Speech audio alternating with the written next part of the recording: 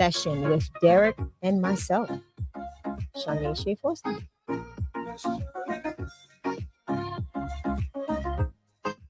Find my live now.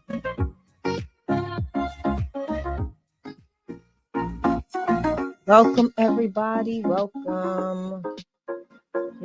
Second, looks like we're having issues with Instagram. Do you see me in the studio, Shay? I do.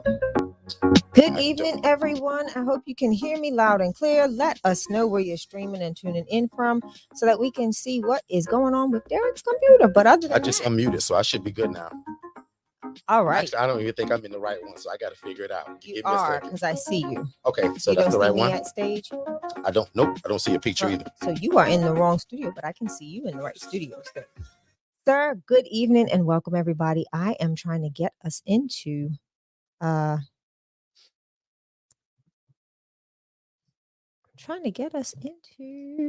Instagram. And I'm completely lost. So, guys, anyway, if you guys can hear us, welcome to the live podcast. Don't wait to be great. I'm looking for my screen because I don't see myself. But if you're new to us, go ahead and type in the word new. Again, and we appreciate each and every one of you guys being here. Today's topic, which is each and every Monday, we talk about how to house the homeless and the displaced. And if you guys can hear me, either type the word yes or put a number 1 in the chat if you guys can hear me okay. I just got to actually find the studio where I am. Well, you are there looking amazing. I see you on my screen, so you're looking good. Okay, so I got 2 screens up, and this is not it because this was my meeting earlier today. All right, so I see you, sir. And Alex, let us know. Oh, Dornico says yes, he can hear you loud and clear. Thank you, bro. Okay, good. I just got to find myself on screen. Welcome to all of our family on Instagram. We want to say thank you for joining us today. I am your co-host, Shania Shea Forston, better known as Shea Forston. And I and Derek, and along with the rest of the Forston clan, come to you and introduce you and teach you how to start independent living facilities utilizing, whatever. Derek.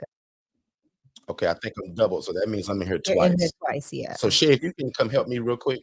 So I'm going to remove you. Okay, there it is. So I should be good. Nope, right? You are not. Okay, so let's drop one of these. It's 2 of them.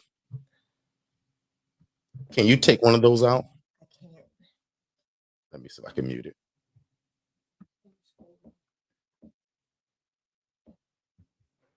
Man, we used to be really good at this and never have any hiccups. We usually just come straight on. So I have 2 of them up. I must have opened another screen somewhere.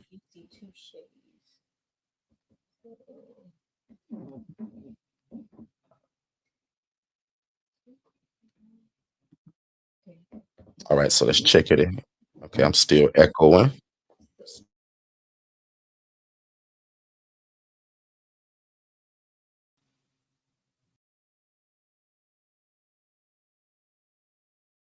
Yep.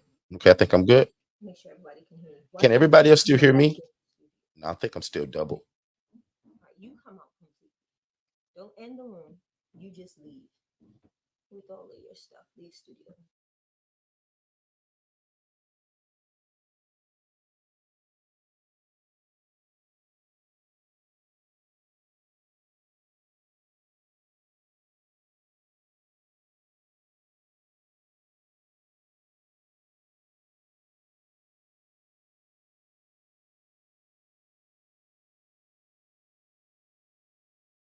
Echo, and that's going to be good.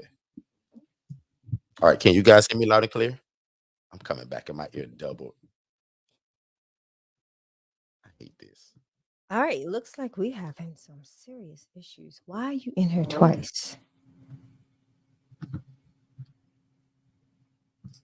right, try it now. Nope.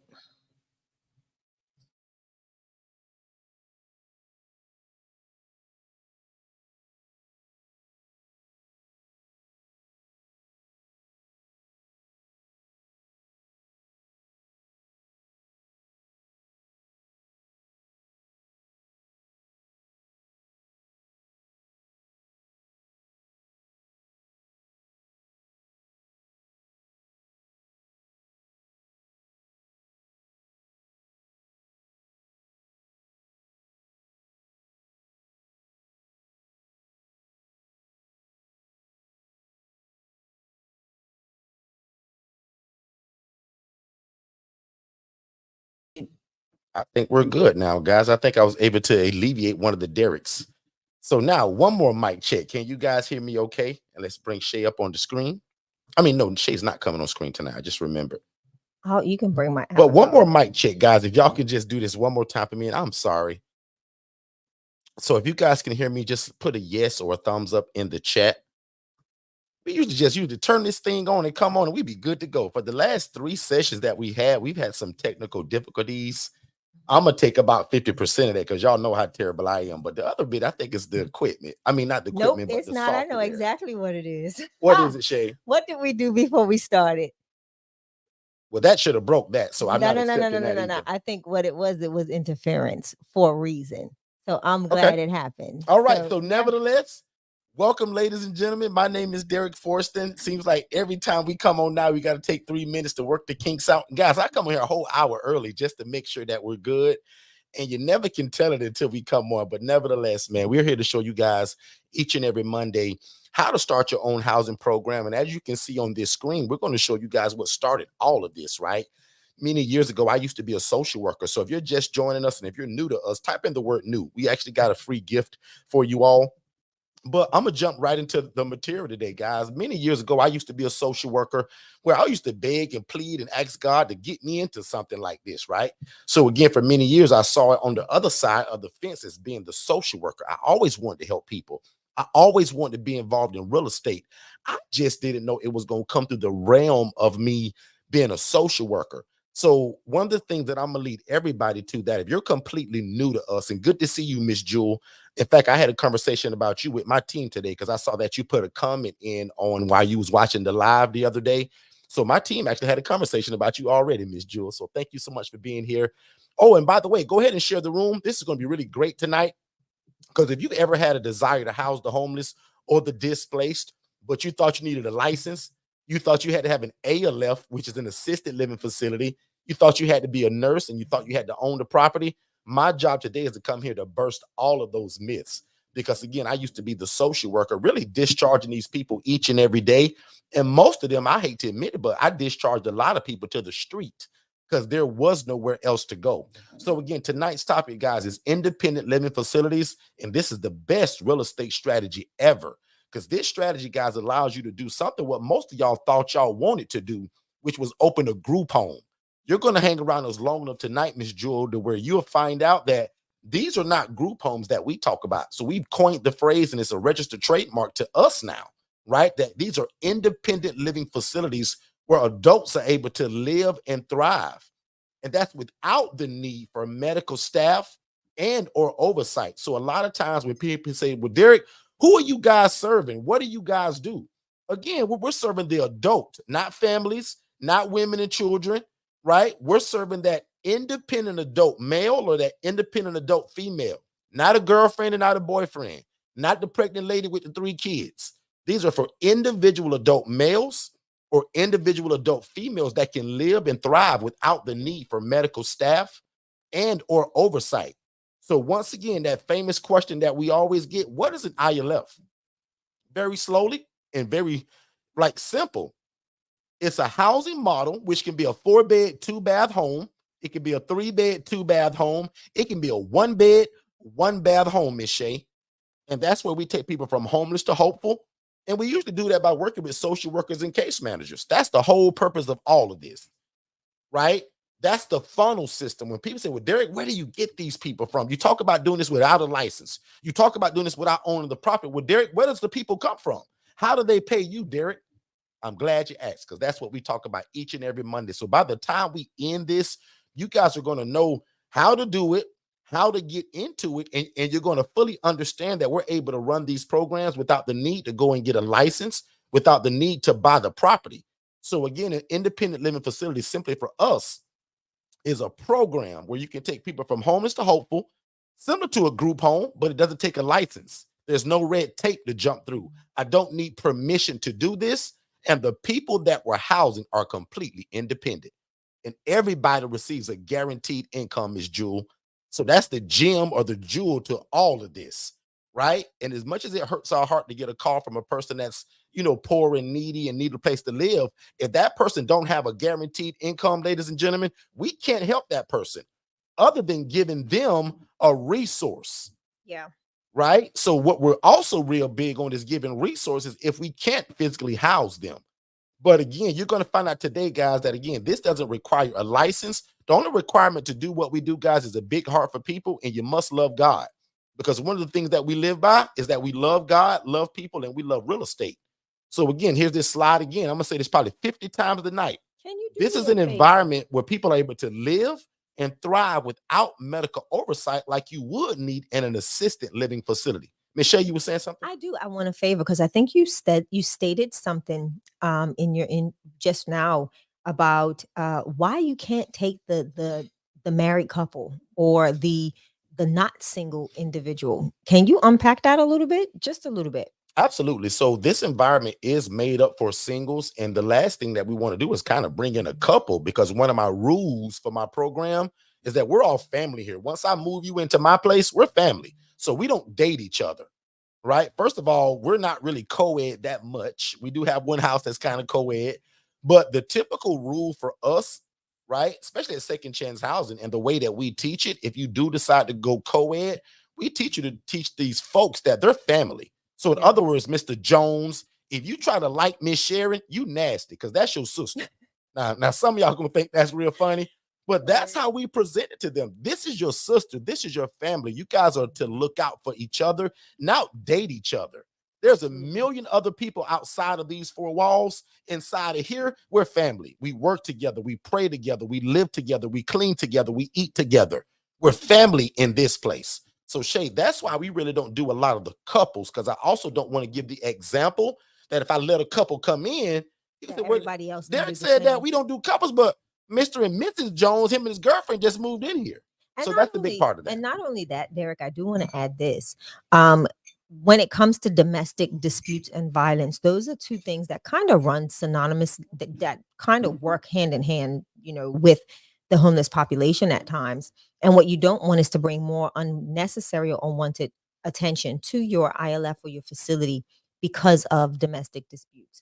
So that was a reason that I did not do it, because I did hear some horror stories and also saw some things in other people's group home, uh, you know, the group home model that they were utilizing and literally housing both the married couple.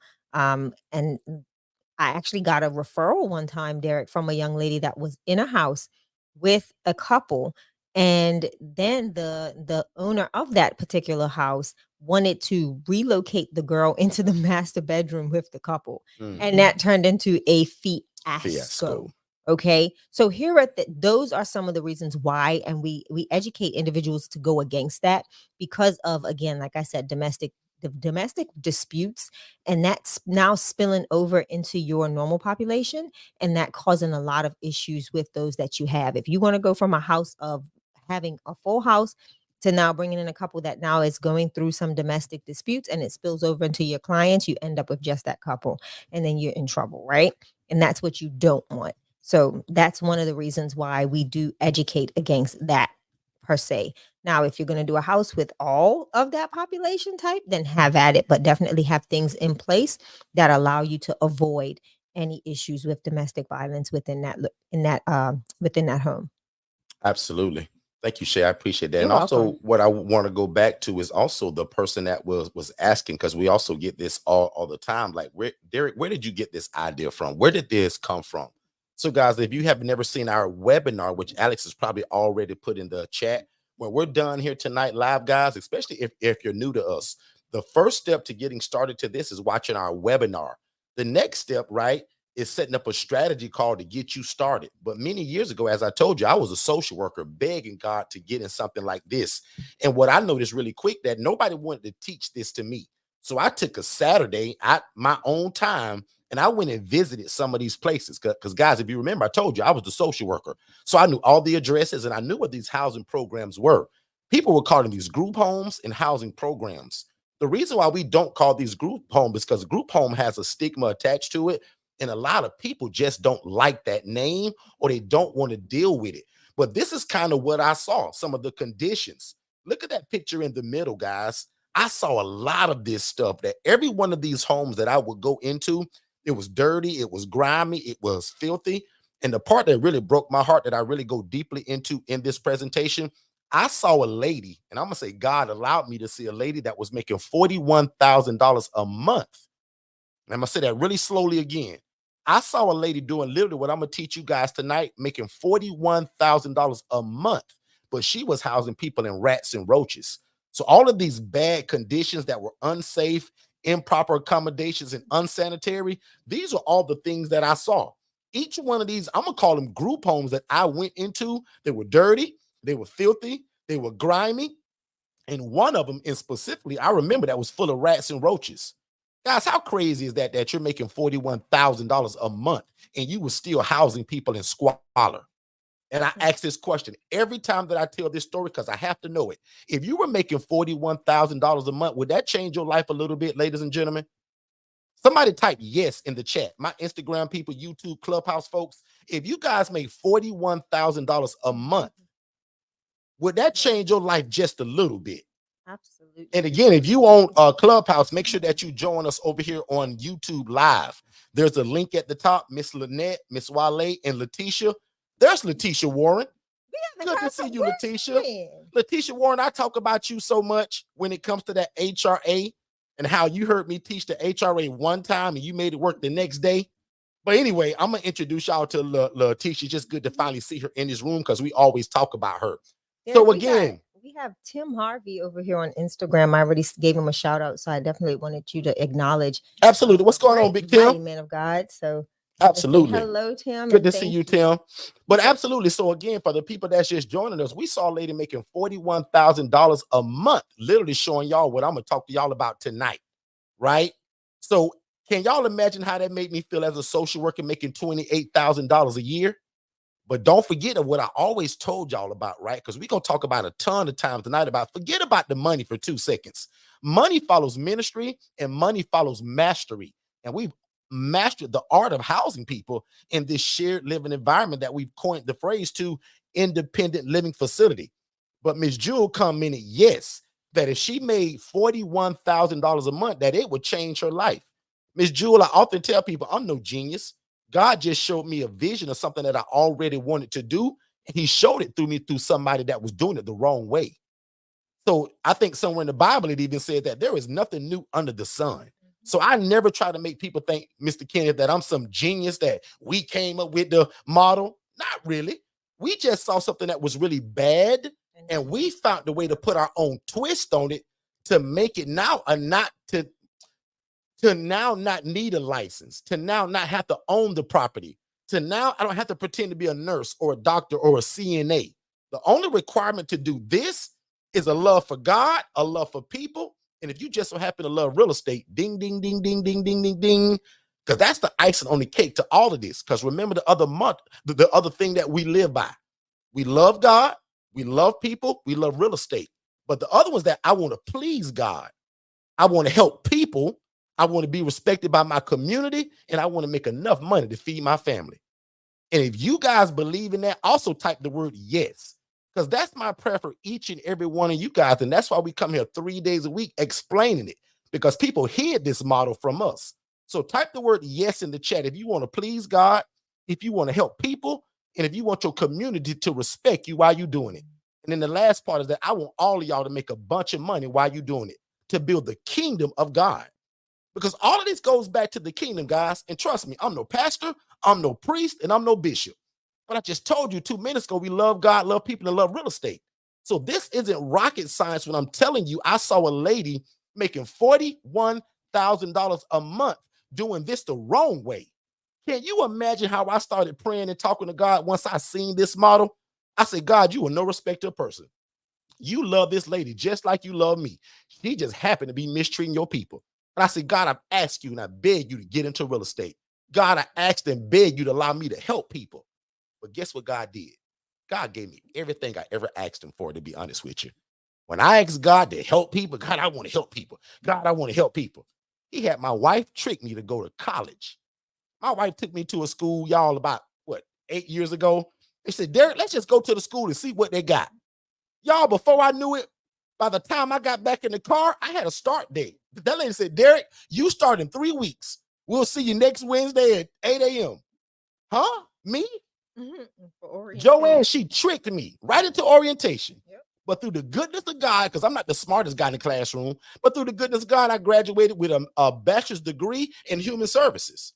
So I'm grateful for a great wife. I'm grateful for being tricked and going to the school to find this thing that God had already put on my heart. Most of y'all, if you in this room, you love God, you love people, and you probably love real estate. God's just genius how he allowed us to combine all three of those, basically put them in a blender, and now we pour it all over the world. Because remember my original story, people hid this from me. Nobody wanted to teach me this. I was the dadgum social worker. Why would they want to teach me? Guys, I was what you would call the honey pot, but I really didn't know it. But y'all, when I found out, and when that lady showed me her phone, she said, Derek, look, she said, Derek, I'll never teach you how I do this. But Derek, let me show you what I make per month doing it. Guys, that was an insult. Think about that. I'm making 28 grand a year, crying and begging God to help people and to be involved in real estate. God was so genius. He showed me people that were being mistreated through real estate. God, I want to help people. He turned me into a social worker. I'm no genius, guys. So all this model is, no matter how long I talk about it tonight, and it's going to be about 90 minutes, at the end of the day, all this is real estate and social services together. And God is the head of it all. So again, if you just joined us and you're brand new, we teach something that's called the independent living facility model, which allows you to take a 4-bed, 2-bath home and take 8 people from homeless to hopeful. And all of these people must have a guaranteed income. That's the biggest part to all of this, right? And then when people say, well, Derek, what does it look like? I tell you guys this all the time, right? It's the 2 beds per room. No rocket science about that. Actually, I'm on the wrong one. Then let me show y'all over here. And here go the 3 steps to getting started. And I talked about it. Watch that ILF.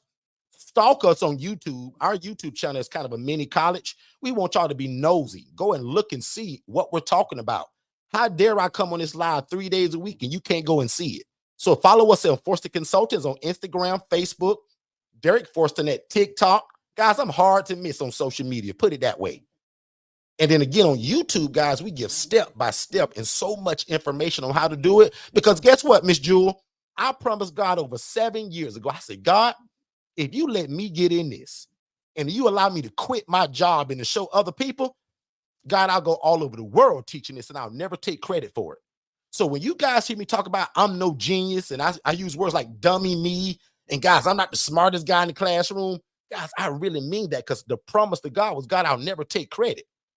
So when God and I made this work, notice all the time that I say, keep God first, God and I use terms like that because guys, for real, Shay tricked me to go to college. Y'all, I'm not that bright. This is just real estate and helping people. And we combine it together. So the first 2 steps, ILF webinar and stalk us on our YouTube channel and social media. The next step is set up a strategy call. Let's see how can we work together to make your dream come true. The third step is take action and let's get you started. Okay? So when you say what it looks like for all of my new people, guys, I don't own these properties. God has blessed me to where I quit my job in 2000, excuse me, I resigned from my job in 2018-ish, 19-ish. At the end of 18 is kind of when I developed the LLC. So if you ever see me wearing my apparel and it says ever since 2018, that's why. I built that business, God and I, in 2018. I resigned in 2019. I do not own any ILFs other than the one that we just bought not even 5 days ago. I'm about to say. See, Shay, I'm so used to saying that. Like, Y'all, we literally just closed our first house that we actually own it that will be an ILF. Every other ILF that I have, ladies and gentlemen, it's a rental. This is my largest ILF, guys. This is a 6-bed, 3.5-bed facility.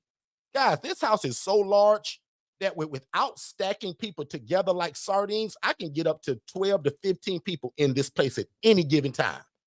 But we max out around somewhere between 9 to 10 people just to give them extra elbow room. But can you imagine renting a place like this to do God's will? Put a thumbs up in the chat if you thought you had to own this place. Guys, I do not own this facility. Now, the point is you don't have to go out and get some mansion. You can go and get a 1-bed, 1-bath house, duplex, and make this work, right? We do these out of single family homes. And remember, I told you about the shared accommodations. So every bedroom that we have pretty much is going to look like this. Other than those ones that have the private rooms for the guy when he calls and says, with Derek, I don't want to share a room, Derek. I'm a grown man, Derek. I'm 55 years old, bro. No problem. We got suites and we got private rooms. Which one do you like? So in this one model, there's actually three different models within inside the one. Model number one is that shared living environment. And that's what everybody sees on the screen right now. That's what most people that we serve, guys, that's what they're going to be able to afford, that shared accommodation. And I'm going to just give you an example. These prices are going to be different everywhere you go, whether you live expensive in Seattle, California, Oregon, or whether you live in Georgia and Florida like we do. So it's going to be different. But for me, this bedroom right here, guys, that's $680 per bed. $680 per bed for us in an independent living facility model. That means I take care of the lights. I take care of the water, the cable, the Wi-Fi, the insurance, the security system, the camera system, all the lights and the water and the Wi-Fi, everything that it takes to get this place running, guys, that's on me. That's on you all. When you guys start this program, this is how your room is going to look before your clients ever even move in it. You guys are going to set up everything before they move in. This is what another one of your bedrooms is going to look like. This is also the shared living environment. Okay. Now I'm going to pause for 2 seconds because I talk fast and sometimes I stutter. So I just want to make sure right here, is everybody following me? If I can get 10 people to just type the word follow, because I'm really good at making sure that people understand me. So if somebody's lost, I want to stop right here, pump the brakes, and just remind you that you guys can get an independent living facility. You can lease it, you can rent it, or you can use that famous word rental arbitrage. Now you're going to make connections and relationships with social workers and case managers as your funnel system. And that's how you're going to get the people to live inside of it and everybody pay rent. Guys, that's the difference in this model. Guys, I also own property where I house women and children, mom, dad, 3 kids. These are the properties that I own. But inside of those properties, ladies and gentlemen, that's one set of income that I'm getting. No matter that if it's mom, dad, and 4 kids, that's one income. But in this 4-bed, 2-bath model, I can take 8 people that will be homeless on the street without me. And guys, they all pay rent. I just told you in Orlando, Florida, for my beds, that's $680 per bed right there. I'm known as a one-stop shop to all case managers and all social workers and all social service providers. So again, when my clients come and live at Second Chance Housing, they don't pay a separate light bill or water bill. We're known as a one-stop shop. You pay that $680, I take care of everything else. Hey, what's going on, family? Just to let you know really quick, everything that you're listening to right now, I actually have it in a more structured way in a webinar. So when you guys get done here, go to forstonconsultants.com, click the tab that says webinars, and there's 2 webinars there. One is for you to be the actual ILF operator, meaning that you want to do it. And then the other one is the HRA. That stands for Housing Referral Agency, where you're able to take people from homeless to hopeful, and you actually don't need the real estate. It stands for a Housing Referral Agency, and we call it a business in a box. But definitely go to forstonconsultants.com, watch both of those webinars, then set up a free strategy call with me and my team, and let's see how we can get you started. Back to the show. So you heard the guy. So again, that first step, guys, is watching that webinar, and let's get on the call. But this is what these beds look like. We get this call probably all the time, and that's why I love the YouTube channel, because I'm able to show you guys, right? For a long time, we was doing this on Clubhouse, and I was never able to show you guys what it looked like. So if you're happen to be on Clubhouse right now or any other place where you can only hear me audibly, definitely click the link at the top of the room. We've made sure that we put the YouTube link everywhere because we want you guys to follow us along with this slide. Also, just 2 people type in the word I see, because I want to make sure that you all can see this, because I would hate to be flipping through these slides and nobody can see it. So if I can get 2 people to say, yes, I see, or if you can give me the 2 eyeballs. So again, guys, this model of housing allows you to get into a ministry. This is not only a business, guys. This is a ministry that allows you to do God's will, help people, but also make enough money to feed your family. This is an independent living facility where adults are able to live and thrive without the need for staff or medical oversight.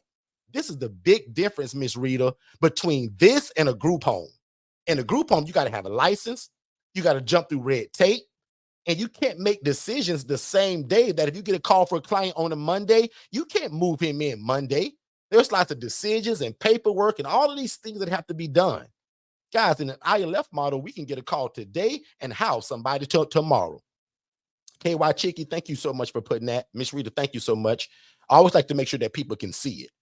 Big shout out to my folks over there on Instagram as well. Instagram is a new forum for us in terms of going live. So I love and appreciate all of my Instagram folks. Instagram actually has some questions. So when Let's you're go. ready for I questions, love questions. So Shay, sure. just in case if they didn't know it, guys, while I'm speaking, this is what the whole room is about. Remember, I told you years ago, people hid this from me. So my sole mission is to divulge all of it. And then at the end of it, I want to give you guys an opportunity to jump into the coaching of it, because we got a crazy Valentine's Day sale.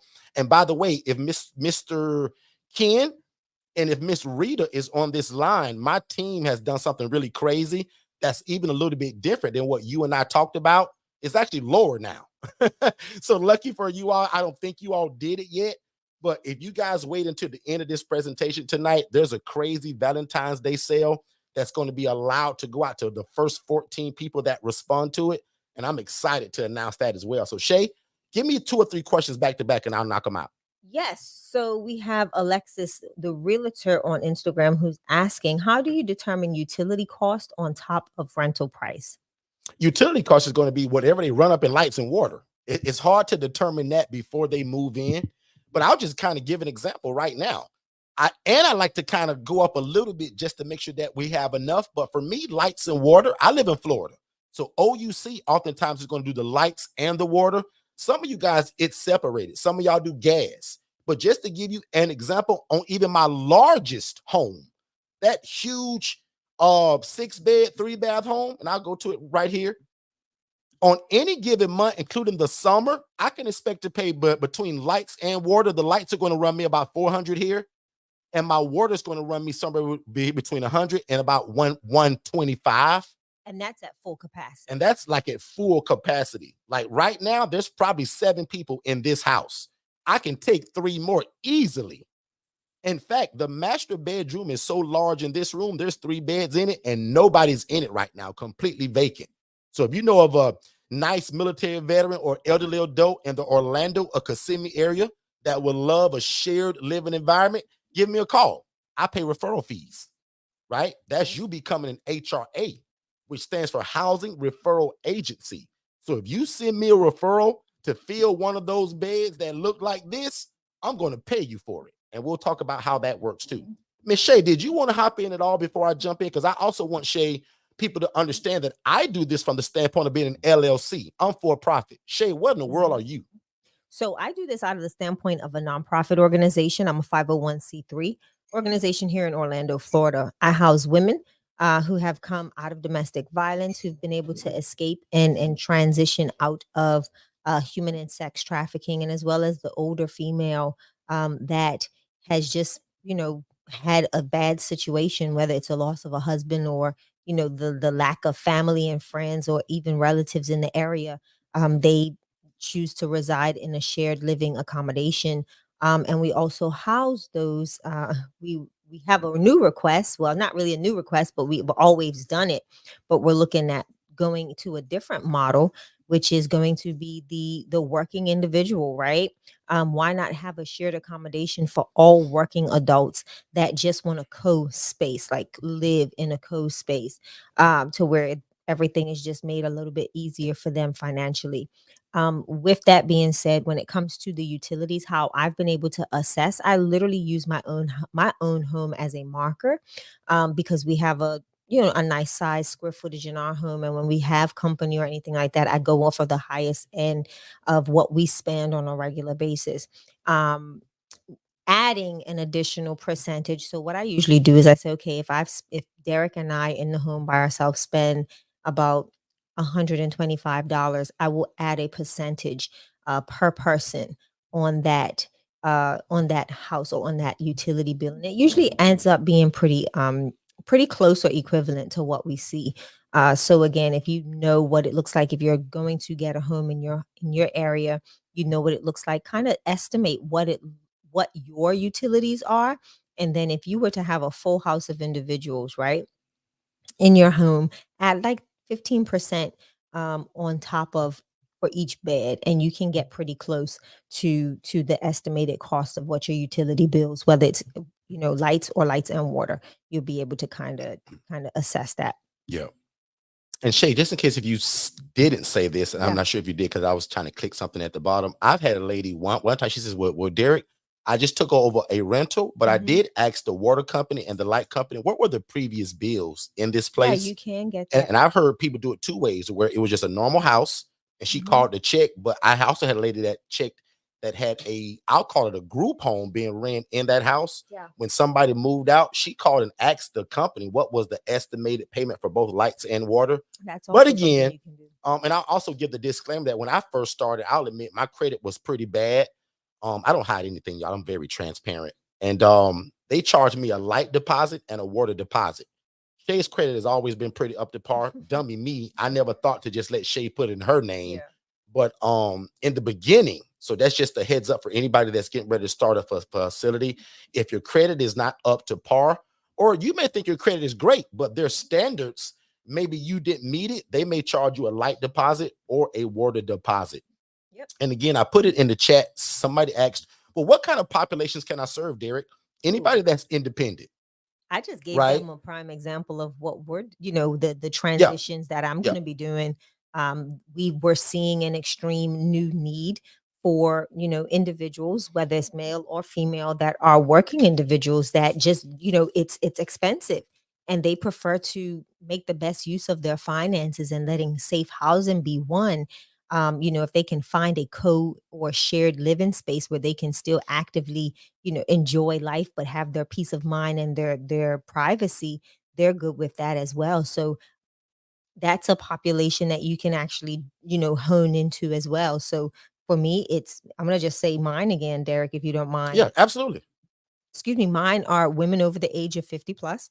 I also house women that have a mental health background, but are really, really, really self sufficient. Again, independent living facilities. So they are 100% independent. I also house women that have gone through traumatic or traumatic events, human sex trafficking, domestic abuse. It's a lot of different populations. You just have to see what your community has a need for, and then you can, better position yourself on the population type that you'll be housing. One of the biggest things that we say here is, don't get so caught up on a particular housing type. See what your market or your community is in need for, because the community will dictate the need of your housing, or your housing program. You may be in a community where there's a lot of people that are over the age of 50, and they may be married couples. What does that look like for you, right? How do you assess that need, and create that housing environment for that population, to make it sustainable for yourself as the ILF provider, or and the clients, or the potential residents. So there's so many ways to literally enter into this space. But Derek, tell them a little bit about who you serve, the populations you serve. Talk to me. Yep. So Shay, I love the elderly adults as well. There's a lot of people that love those teens that are aging from the foster care system, or the Mhm. middle-aged adult, or the young adult. I'll admit, the young adult is not my ministry. One of the good things Right. about this housing model is that, like Shay said, you should let the community dictate the Yeah. need, right? All of us are going to have something in our heart that we want to do. But I'll admit, man, letting the community dictate that, and letting the social worker and the case manager tell you. Because what if you say, well, Derek, I want to house military veterans. And that's But it. as soon as you start, the first 14 calls you get are for elderly women. Yeah. What do? Do you say, nope, don't help them? Click. Like, that's not That probably what defeats you the should do. purpose. Yeah, it defeats the purpose of what you're doing, what you're in here. Exactly. You're in here to house. Yeah, This is the whole that's the whole purpose of the purpose of your housing program is to house people. So absolutely. how do you say, well, I'm not, no, I'm not doing it. No. Right. So Yeah. and even with that being said, I still love to ask people. So right now, I would love it if 15 people can just put in the chat, what are you looking forward to, or who are you looking forward to housing? What is your choice right now, just as we're asking? Or has And I'm it gonna be the first one. Elderly, adults. And I'm going to tell you why. So I'm going to type mine in. Shay, you could go ahead and hop in. No, I just wanted to see, or has anybody even done the research of what is the population type that is most at need in there? Or what do you see in your city that's mostly homeless? Like, put that in the chat. I would love it if that 15 people can put either what your choice will be, or what do you see as you're driving to work downtown? What do you see on your lunch break or in your city that where the need is? The lady, Miss Jewel, if I remember, she stated that there's homelessness all over her city. Yeah. I would love to know, where are they? What is the age range in your mind? What do they look like? Where are they hanging out at? Under the bridge, at a community center? Are they at the shelter? Good, or are they just in tents outside? Right? So like Shay said, I would love it if you guys would even start doing some of the research. And I'm gonna tell you how to do it. Pay attention to what's going on around you. I think that'll help better position you as you enter the space.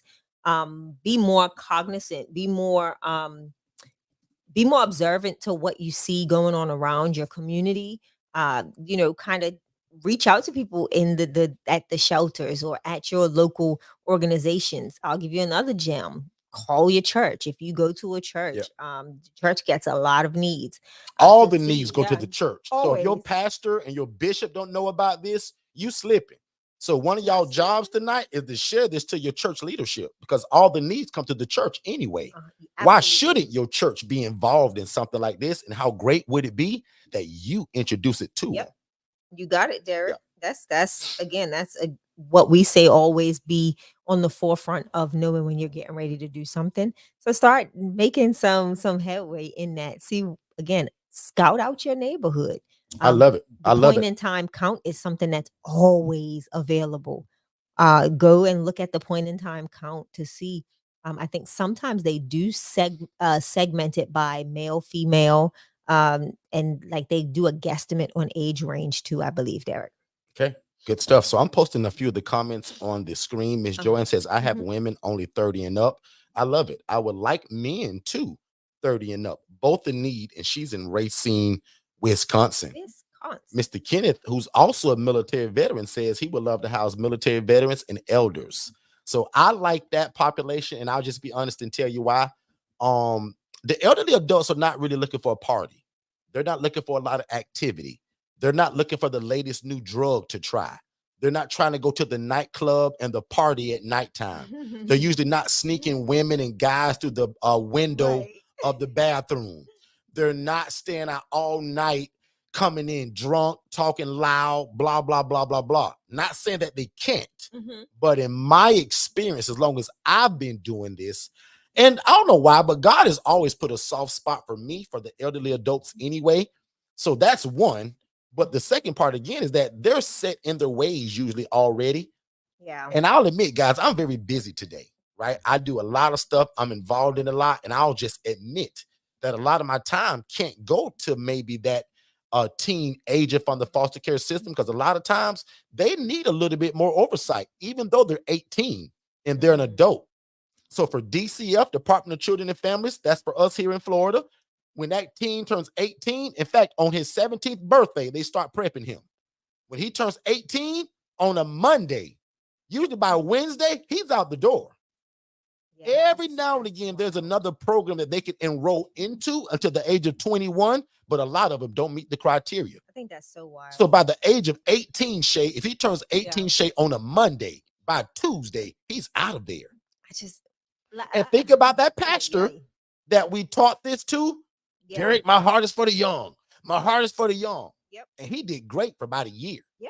But he wore weary and well-doing, because the young teens just wore him down in terms of a lot of time into it, a lot of cuddling, a lot of counseling, a lot. So again, if you don't have the time or the patience for that, again, maybe try to reconsider, because again, even though they're adults and there is no oversight to this, there is no staff, the young teens, guys, and there's no fault to their own, but a lot of them come from a broken background.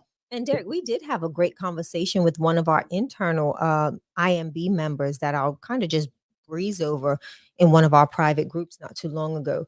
And that conversation was even that a new program, or a program that is available for the age and out, population, and what they wanted was stipulations that we were 100% Yeah. against. It was more so violating the HIPAA or the privacy of the clients that are already in the home. So sometimes you have to really look into that population and partner with people in that, that will be being your main source of referrals, to make sure that you're not commingling the population type when it comes to those individuals that are aging out and are attached to different programs, because some programs will and do have stipulations to where you may not feel comfortable in commingling or mixing the two population types. What you think about that, Derek? Hey, it's personal preference sometimes too. Yeah. So that whole thing we get all the time about, Derek, should I go co-ed? Well, that's a personal preference. My brother, God bless his soul, but my brother loved co-ed. Like, he thought it brought balance. But not even just the co-ed piece, like how I just think it's interesting to see, how would you commingle the aging out population with your elders? Oh, I you mean think that, that? Got yeah, it. Got it. So me personally, Shay, I probably wouldn't, but I can also Mhm. give you a great example of where it's working at. Right. I had a call just about 2 weeks ago. I think it's Tiffany. So if Tiffany's here, she can Yes, give the she story. sure Is did. Tiffany It will. here? I haven't She's seen got it a guy yet. that's like 75 and a younger gentleman about 24. The 24 calls the older gentleman young blood.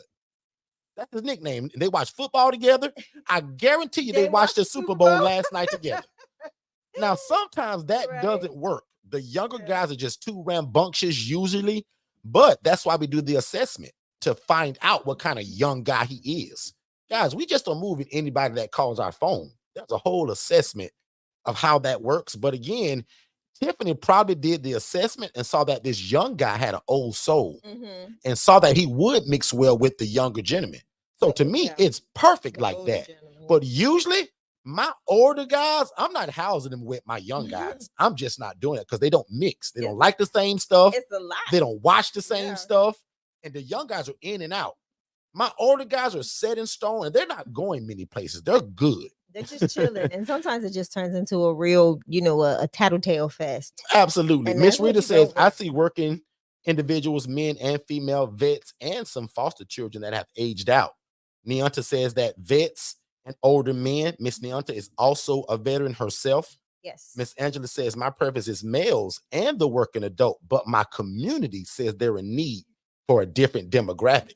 So sounds like she's already done the research. And even though her preference is the males and the working guy or gal, her community is already telling her, well, we got a little bit of a different need. I Right. actually So had a so do you ignore that or do you cater the need to that? I Go had a ahead. great conversation with Angela the other day. Not lovely, our other sister Angela, and her, like, the calls that she's getting is for the working individual. So again, that's the mindset. Like, you've got to really see what the need is in the community. So she's seeing a completely different market of those that are in need. I just saw somebody just put in the chat about the LGBTQ plus community.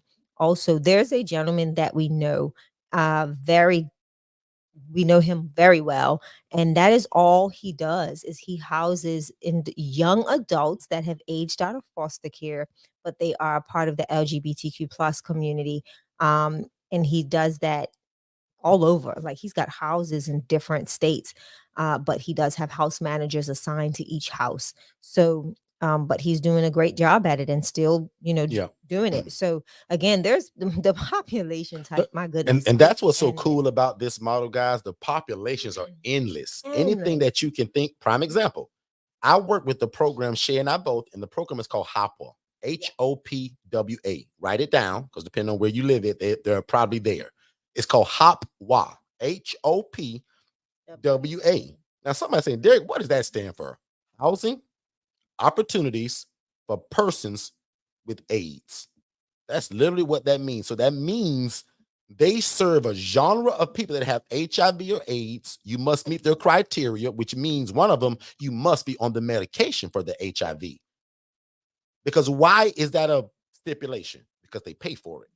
So if you're new to us, we use a term sometimes that's called mailbox money. That just means that we're not picking up the rent money from the actual client. That means a program or somebody else is sending that money. So HOPWA Every client they serve with HIV or AIDS, they pay their rent up to 6 months until that person gets on their feet or get their own income from a job or SSI or SSDI. Those are both two government stipends, right? Social Security income. I'm breaking this all the way down You for you sure guys, are. right? Because I don't want nobody to be confused. The way that we get paid from these homeless people, quote unquote, even though they're homeless, ladies and gentlemen, this should blow your mind because it blew my mind as a social worker. Guys, they all get what some of y'all call a check, but it actually comes on a debit card. So their stipend that they get every month, guaranteed payments that nothing stops it, it's called SSI or SSDI. And that's how we get paid, ladies and gentlemen. Right here on the screen, when God and I made this thing work, and people's like, wow, he actually did it. He opened up a house with no license and he actually is doing it. Yes. Instead of me 100%. hiding it from people, Shay, I put it in a book. The first book I wrote was called How to Start an Independent Living Facility in 10 Easy Steps.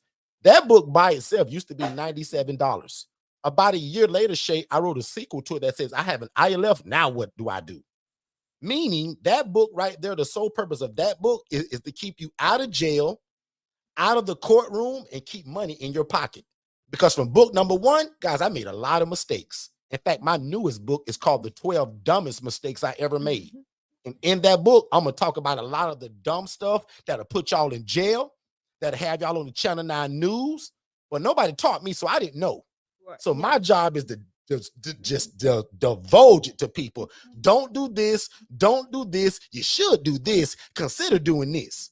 So again, guys, I messed this up so bad in the beginning, every way you can imagine. Guys, I was sued, lawsuits, Channel 9 news, not for great stuff.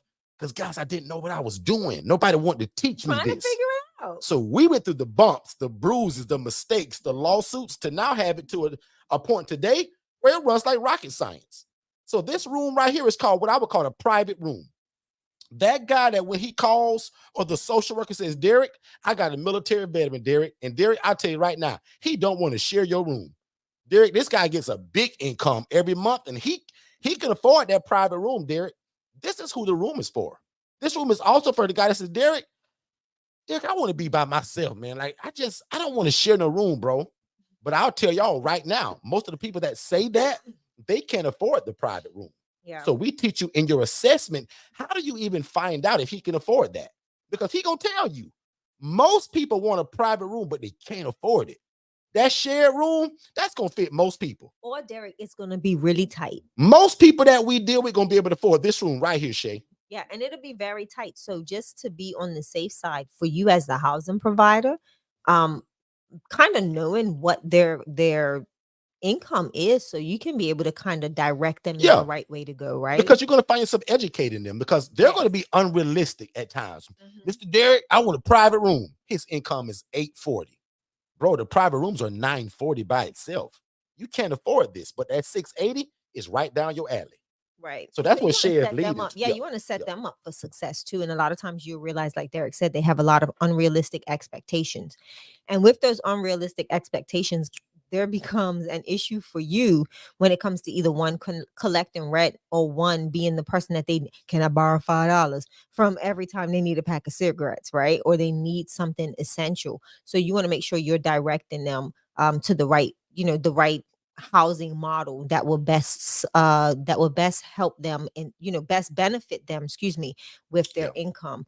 And another thing, Derek, I was sitting here giggling to myself. I said, your first book should have been called Ha, look what I did. Look what I done. Because of all the doubters and the haters, right? It would have been ha, look what I done. We did it. Look what I've done. So many people said that I was crazy. That's gotta be your next book. How would you ever start where they would call a group home with no license, no nurses, no doctors? I was like, okay, watch me. Oh, I love it. But people just didn't get it, Shay, that I said, listen, guys, I want to house people, but I don't want the nurses. I don't want the doctors. I want my clients or my residents to be independent. Where all they need from me is a roof over their head, the AC, and the lights running. That's it. I want them to be able to cook their own bologna sandwich, take their own medications, and provide their own transportation. And I'm going to say that real slow because that's the gym. In this model, guys, and why you're able to do this without a license is because I don't cook for these people, I don't drive them around, and I don't administer medication. Those are the 3 things that will cause you to need a license. If you Oh, forget yes. everything else tonight that I've ever said to you, remember to tell your family, your pastor, and your bishop. Derek told us, Bishop, that we can go and rent a house. You don't need a license. You don't have to own the place. And Bishop, we don't even have to hire staff. People from the church can run this place as volunteers. My. And everybody pay rent, Bishop. Bishop, can you imagine the offering and the tithes and offering that are not coming in that great? But we can also do work in the community by leasing a house to help the needs in the community. This is how you introduce a money-making stream to your church. I don't think they're hearing you, Derek. I don't think You would be a genius to bring this to your pastor, or if you are a pastor, how genius would you be able to add this to your ministry? This is a ministry, guys. And money follows ministry, and money follows mastery. You don't have to mislead people for it. You don't have to cheat for it. You don't have to steal for it. I told you, I saw a lady making $41,000 a month doing this model, ladies and gentlemen. Yep. But she was housing people in rats, roaches, and squalor. And it looked and smelled like poverty. And she stacked 13 and 14 people in one place. Like crazy money. Mistreating people as she coming to my hospital wearing her Gucci shoes, her Gucci belt, her brand new nails, her brand new weave. And guys, she showed me on her phone, y'all. She didn't tell me. She said, Derek, look at my phone. She said, Derek, I'll never teach you how to do this, but look at what I make doing it. And she meant that, went, y'all. Bloop, bloop. And there was no month where she made less than $42,000 every 30 days. Yep. And that's why I ask people, if you made 41 grand a month, would that change your life? Because I watched a lady do this, but she was mistreating people. Now, obviously, if all of you all are around us, you guys are not even thinking like that. Y'all love God, y'all love people, and y'all love real estate. So I'm not worried about y'all doing it like that lady. Derek, and even if they are, we know how to disconnect. Yeah, we'll disconnect. You can't get into this. If you don't love people, if you don't naturally have a little bit of a patience, if it don't break your heart to know that somebody was making 41 grand a month, housing people in rats and roaches, you in the wrong conversation anyway. Like, we're going to show you how to do Airbnb, short-term rentals, and all of that stuff that your heart don't have to be in. But to be in this model, boy, your heart got to be in it. Hey, what's going on, family? I super hope you guys are enjoying this information. But let's just say you want more one-on-one coaching, just like what you're receiving now. You're actually looking for our ILF Mastery Blueprint. So that's our hand-holding one-on-one coaching, where that's what most of the people that come to us, that's what they want. They don't want to just watch me on YouTube all the time, right? They want me in their back pocket for one-on-one coaching. And what's super powerful about it right now, that there's a scholarship that's actually available that brings that down to only $7,500, a long ways from the normal price of the 15 grand. So even doing this live right now, if you guys text IMB below, my team can send you over some information. But nevertheless, definitely go over and see forstonconsultants.com and check us out there as well. Let's get back to the show. Do it. So on the screen right now, what you guys are currently seeing, or you should be seeing, because my screen looks a little weird, you guys should be seeing a private suite. So remember, I told you guys in this one model, which is called independent living, there's actually 3 different models inside of it. So one model is the shared living environment, which means there's going to be 2 beds per room, usually.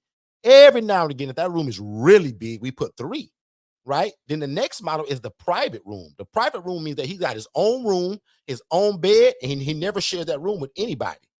The private suite, Miss Shay, means that he got his own room and his own bathroom.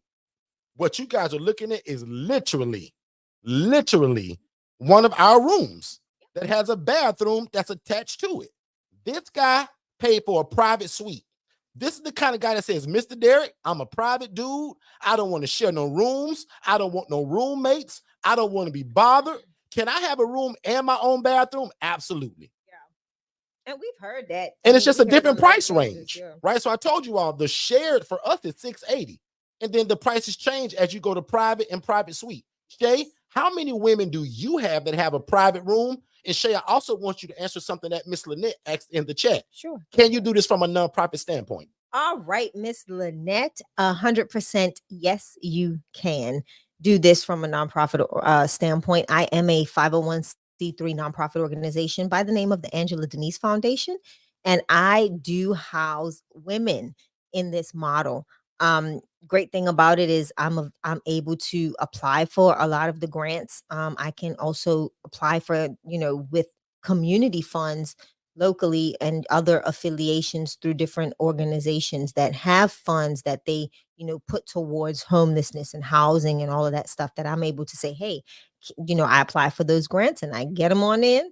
And that helps me to alleviate some of the pain points with my clients. Prime example, whether it's a rent issue or if there's we've done repairs on vehicles. I have ladies that work and have vehicles. We've been able to utilize grant funds to help them maintain their vehicle while they are, at work and diligently doing what they need to do to be, self-sufficient. So yes, nonprofit standpoint, 100% yes.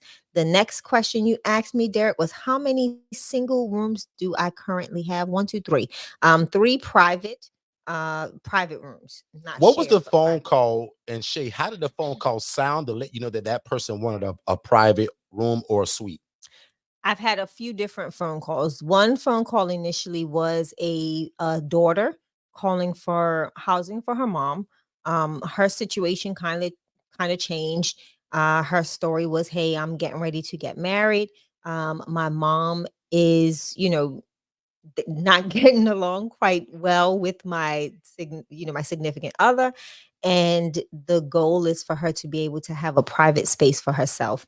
Income is not an issue, as my mom is part of a trust, and her fees will be paid out of that trust on a monthly basis.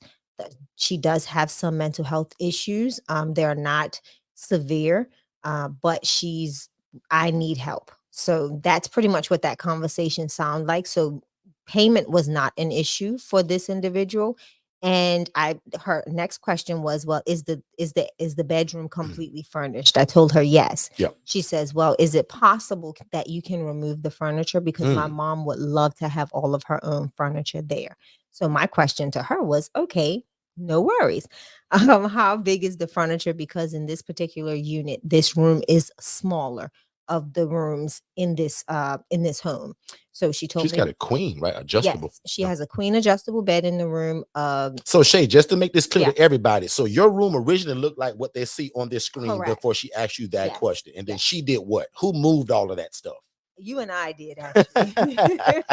Oh, you and See how I that's did. not kind of But fancy? no, Shay and I. yeah, Exactly, Derek Shay. and I actually went over and we just broke everything down. It Not was a rocket benefit science. to us though, because we were opening another house. So we were able to just take those beds and put them at the house that we were opening, right? Yeah. And then, they moved her in. I told them that this was not going to be a part of um our task. If they're going to if they want her to come with her own furniture, they would have to move and relocate all of those items and help her set up. And that's what they did do. Now, the reason why I said this, I'm going to drop a gem. So I hope you all are listening. Why did I not set up this lady's bed and furnishings? It's an adjustable bed. And Lord forbid, me and my not so handy husband Right. put this bed together and this lady falls to the ground. The liability is on us. So the goal is to make sure that the family, maintain the liability of getting all of her belongings in the home safely and set up the way they wanted them to. So that's what I did. Yep. Absolutely. Good stuff. I I have love it. another Jewel question said it. here. Jewel said they can't hold you liable 100%, Miss Jewel. That's Nope. it. Another question from Miss Jewel, and we're just pulling questions from the chat. You also, if you have questions, go ahead and put them in. I'm still Uh-oh, kind of I going love through a this. PowerPoint, Yeah. but if you have questions, we love questions. So make sure that you're asking so that we are helping you get started. Also, stay to the end because here in about probably the next 4 minutes, I'm going to unveil Ooh. this crazy Valentine's Day sale in terms of our coaching. So make sure that you guys stick around for that. Can we get a hand clap But on that? absolutely. Let's see if they can hear it. So the question is, how do you deal with storage, especially for the women? I'll actually let Shay love hop in there. this Shay houses question. women. So I love this question. What I ended up doing, right? Because I knew there was there was a storage issue at one of my houses, and it was bad, Miss Jewel. I'm not gonna lie. I have one lady that loves shoes. She loves to dress up and get snazzy. So the closet, she's in the master, a shared master. Hey Tiffany, welcome, sis. We were just talking about you not too long ago. But this lady loves clothes, loves shoes, and it was rough. Her roommate had no closet space in the room. So what I did is I partnered with my local Home Depot, and I told them this is what I do. I went and spoke to the manager and I said, hey, this is what I do. I'm a nonprofit organization and I house women that have, come out of really drastic situations. And we're looking to partner or looking for assistance in being able to reconfigure the garage for storage. And they were so kind enough to give me steep discounts on racks for the garage as well as totes. And what we were then able to do was identify specific racks for these women as they come in with totes. So the only things that go into the closet are the things that are of necessity to them because they have so much stuff. But that is a very it depends on the population you're serving. When you have this issue, for the most part, a lot of the women that come into us do not have so much stuff. Right. But They accumulated over right, time. but they do. They will accumulate it. Where you And get all this stuff from? yeah, and this young lady has lived with me for over 3 years. So most of my clients, geez, Derek, do you know all of my The long clients term. except Yep. for one are long term? Yep. I've had all of my ladies for over 2 years. Yep. Wow. That's pretty powerful. But just thinking about that. But yeah, that's what tends to happen. They wind up accumulating stuff and it becomes very interesting. But for the most part, I, as a nonprofit organization, reach out to the community and tell people what I do. So that way, when I'm looking for things or I'm in need of assistance with getting things done, I just open my mouth and say, hey, this is what I have. This is what I'm in need of. Can you assist? And guess what?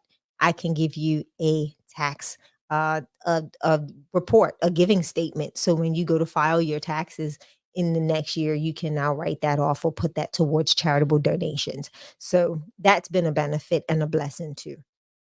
Good Back stuff. to you, D. Love it. Love it. Thank y'all I so much do for the questions too. We love it. I Shay? do want to just say something over here from Miss Amanda. Yes, SSI, DI and government stipends are available for housing the homeless. You just have to see what organizations for the government funds. Government funds do not look like just the government going to write you a check. The government allocates to different programs within the community that then partner with us as a housing provider to be able to house their clients, their patients, clients, whomever they're dealing with for the housing. They have the services, we provide the housing. So it's all about finding those partnerships and making those partnerships. Go ahead, Derek. Absolutely. We actually had a room about that a few weeks We ago where did. somebody asked about the government funds. Yeah. So when you hear us talk about our clients are government I funded, think that's that that was private. SSI, that's That that was in our private SSDI, client. right? And then sometimes we serve that individual that doesn't have no money, but because they met certain criteria, the hospital that they're coming from, they're going to pay for it. Right. Right. So I also had another room a couple months ago about when the HUD dropped that $3.1 billion for people to house the homeless.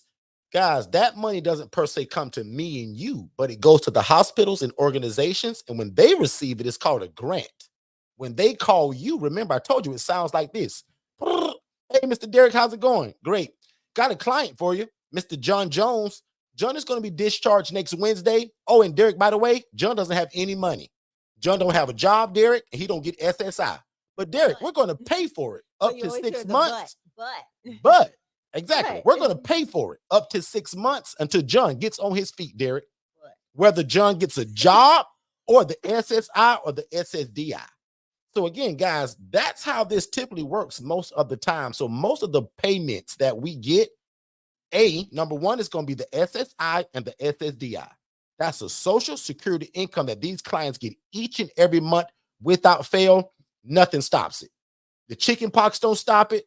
COVID-19 don't stop it. The monkey pox don't stop it. Nothing stops this payment, ladies and gentlemen. Okay. The other way is from community funded programs. Prime example for all of my people in Florida, and it's probably somewhere else, but I work with a jail system called Operation New Hope. Amanda, Angela, all you Florida people, y'all should be writing that down. Operation New Hope is a program that they work with inmates that are being released from jail. The inmate doesn't have any money to pay your rent. But guess what? The jail system and Operation New Hope will pay for it. And again, remember, we call that mailbox money because that money's coming directly to my mailbox or my bank account. Johnny or Rico themselves, he don't have that money. But again, he's met the criteria, and Operation New Hope is going to help him. Yep. Hopper, I told you about that just 5 minutes ago. Housing opportunities for persons with AIDS. The COC. Shay had a whole spiel about that a couple weeks ago. That all of you all should be on the COC mailing list. They need to know who you are by name. We had a great private, that was our private group where we went in depth. And we even drilled down to where we went with our, our people that's in our ILF Mastery Blueprint. We literally walked them through the process of how to find those organizations in their areas.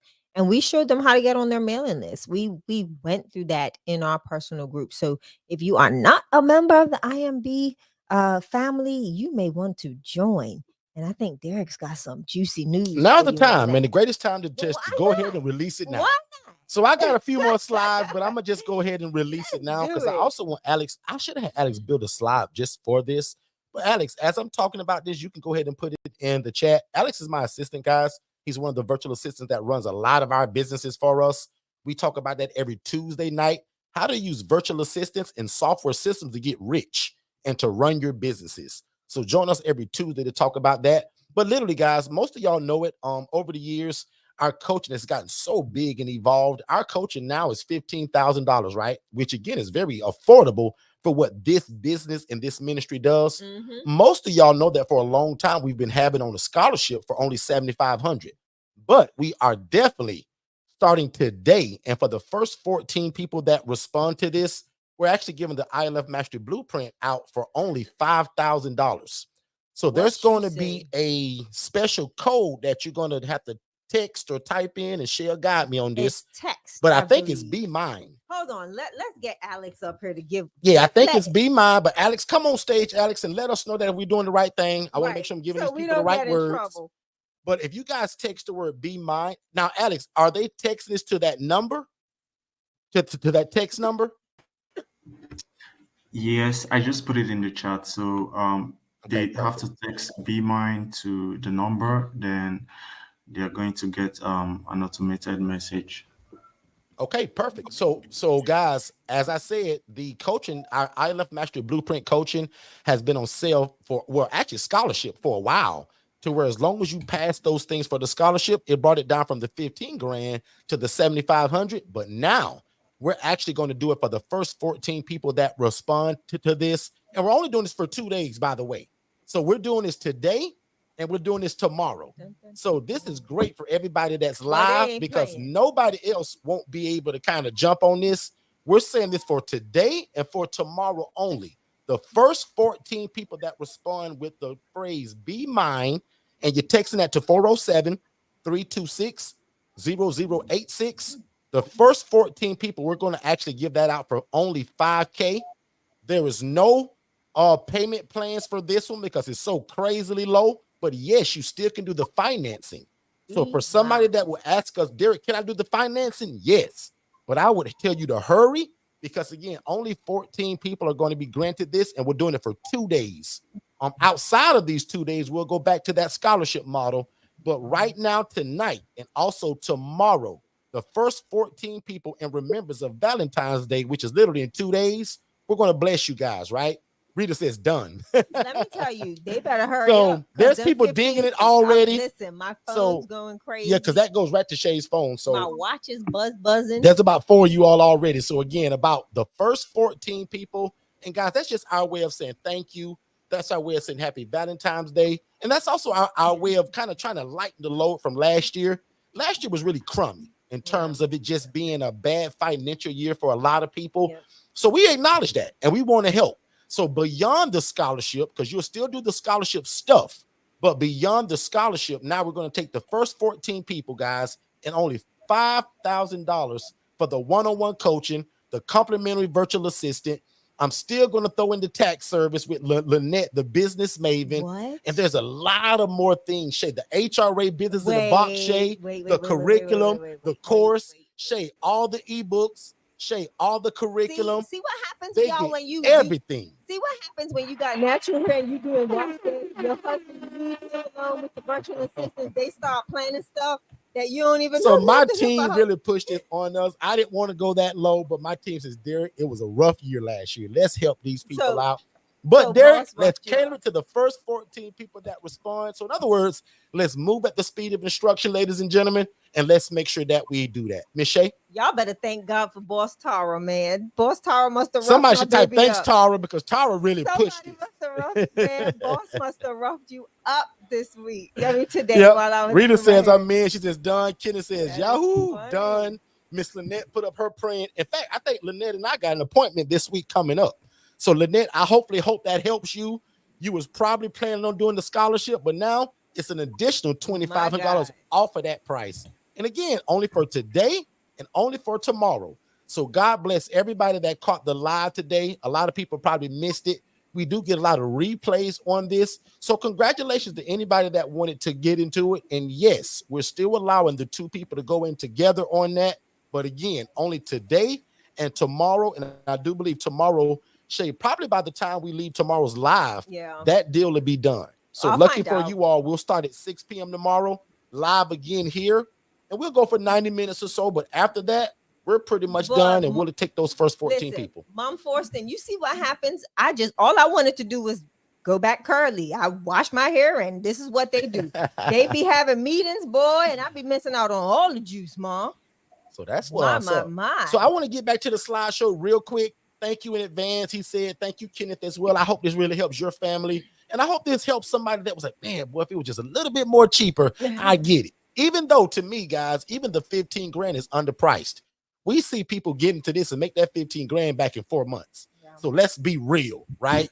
This model that we're in, guys, in a 4-bed, 2-bath home, and everybody pays rent. You know how fast you can make this investment back? And again, never mind the money for 2 seconds. Guys, we're in ministry. This is doing God's will. This is the only business I've ever been in where I'm able to do God's will, help people, but also make enough money to feed my family. Because, guys, I got a family to feed too. And so do y'all. So I want y'all to, now if you remember, I'm going to start quizzing y'all because this is my prayer for all of y'all. I want y'all to please God. I want y'all to help people. I want your community to respect you while you're doing it. And I want y'all to make a bunch of money building the kingdom of God through this independent living facility model, taking people from homeless to hopeful, creating pathways out of homelessness. Because guess what? I didn't say that this is the greatest thing ever. In the Bible, it says the poor and the needy will always be among you.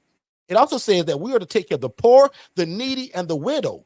And we just so happen to be doing it through real estate. Yeah. So again, every Monday I come here and I try to do 2 things. Number 1 is come and give the game away of what people hid from me. Hopefully I did a great job of explaining it. And I still got a little bit more to go. And I love questions.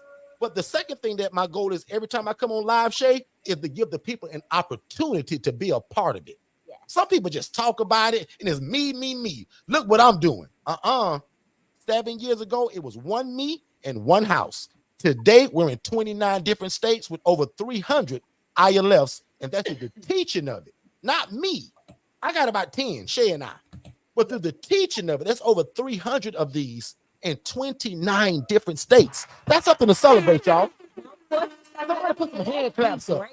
That's something to celebrate. Mount Forston said, let's be great in 2024. Let's be great 2024. But Derek, I do want to share this, right? I want to share my heart for a moment. I want people to realize the seriousness of how we, and the posture of our heart when we do what we do and why we do what we do. You hear Derek talking about what we've seen, what we've encountered, the amount of money that can be made in this housing model. What we want you to still keep in mind is this. Don't come hungry for the money. Come hungry for the souls that you can save. Because ultimately, that is our main mission. Please, I know money for a lot of people is a tender topic.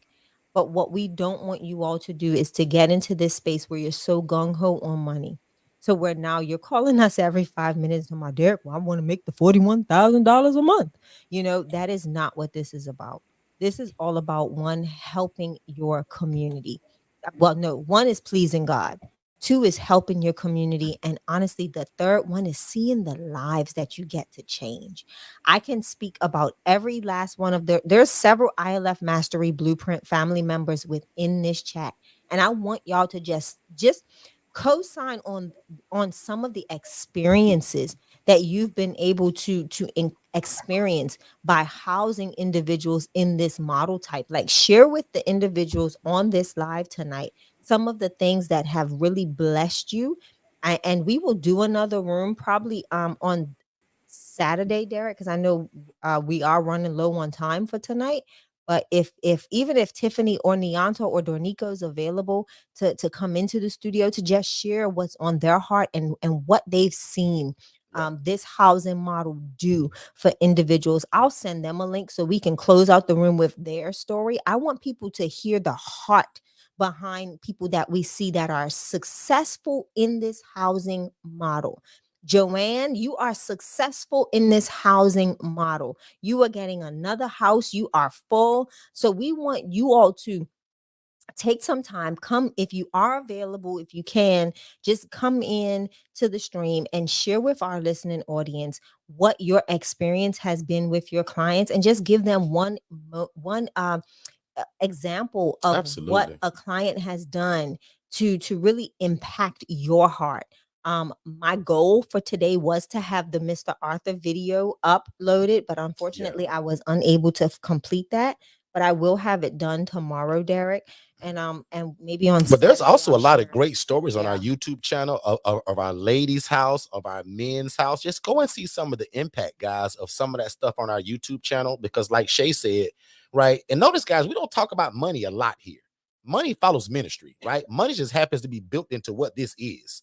That's one of the greatest parts about this ministry, guys. You're talking to someone that was making 28 grand a year. I was like, God, how can I make 28 grand a month? God, you showed me a lady that was making $41,000 a month, housing people in rats and roaches, mistreating people.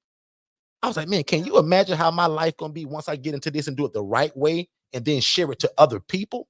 So I truly believe that our blessing is kind of built in, Shay, because we teach it to folks, right? Yeah. But again, guys, the amount of money that it takes to get this started and the coaching and all of that can be, because I don't want to insult anybody, but can be pennies in terms of the impact that you're going to make. Because again, forget about the money for 2 seconds. Because trust me, I've been wanting to be rich my whole life.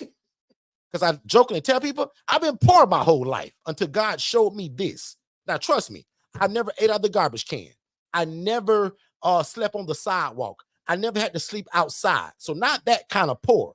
But guys, y'all know what I mean. Working every day, robbing Peter to pay Paul, never having enough. Don't raise your hand, but how many of y'all have ever lived like that? Don't raise your hand. But to your own self, just nod your head. Most of us are just one check away from not having it all together. So again, man, I was just so happy when God gave us something that allowed us to help people do his will, but also change my life financially. And at this new price of the 5 grand, guys, you just got to have a mind frame that you're not going to make the 5 grand back next month or next week, or maybe even in 6 months. But eventually, you housing people per room, per bed, it's easy to make that 5 grand back, guys. And the impact that you're going to be making in the community. And then once God blow on this thing, game over. Because again, this is a ministry where you're doing God's will. So if you understand business, if you have a patience and a love for people and a love for God, this is a great real estate game to get into. Because the core of it is real estate. The core of it is people. The core of it is God's people. God just combined it all together. So again, I'm excited for everybody that just kind of hit that number up. And again, guys, the normal coaching is 15 grand, but for the next 2 days, we're picking the first 14 people, and it is only $5,000 for our one-on-one coaching with all of that stuff that's involved in it. And if you don't know what's involved, definitely go to forstonconsultants.com/IMB, Get a because whole it'll lot of show stuff. you all of that stuff that's involved. The virtual assistant, the accounting services, all the ebooks, all the curriculum. And again, most importantly, the VIP communities and the one-on-one coaching from me. Not 55 videos to tell you good luck. I hope you make it. Watch these videos and you're going to be just like me. Miss Joanne, you better tell them. Me and Miss Joanne I gotta and call Shay her and I too. I have to call her when we're done. talked almost the last couple of days because she's an I Love Master Blueprint member, ran into a little something. And we can talk every day if that's what it needs to be to get Joanne where she need to go. Joanne's got a virtual assistant. Joanne work a full-time job, y'all. Guess who fill her beds for her while she at work? Her virtual assistant. Yep. So again, back to the screen. I talk a lot about how do you get the word out about what this is. Flyers, social media, word of mouth is my favorite. I love doing an open house. We planning one actually right now. And we'll talk more about that later. But we're planning another open house of the house that we just bought. And the open house is going to be during the construction. Because I want y'all to see how we bought a house with no money from our pocket, how we're going to renovate it with no money from our pocket to house the homeless and the displaced to make a bunch of money and continually build in the kingdom of God. If you're interested, let us know. Okay? So right here is an open house. We had a pastor come by. He prayed over it. And we also dedicated this house to a certain, ILF member that we've had in the past. Right here is an ebook that I often talk about that's involved in that coaching, Shay. Every ebook that we've ever bought, Shay, is inside of that coaching. Where people say, well, Derek, how do you get these properties to lease and the rent from people? What are you saying to these people, Derek? Derek, you really tell people you running these kind of programs? Absolutely. Yes. And instead of hiding it from y'all, I put it in a book. Step number 1, remove yourself. Turn yourself into a business. The rest of it is in that book. But the biggest mistakes most people make, you want to go do this in your first and your last name. The devil is a liar. I removed Derek Forston and I became Second Chance Housing, LLC. I turned myself into a business.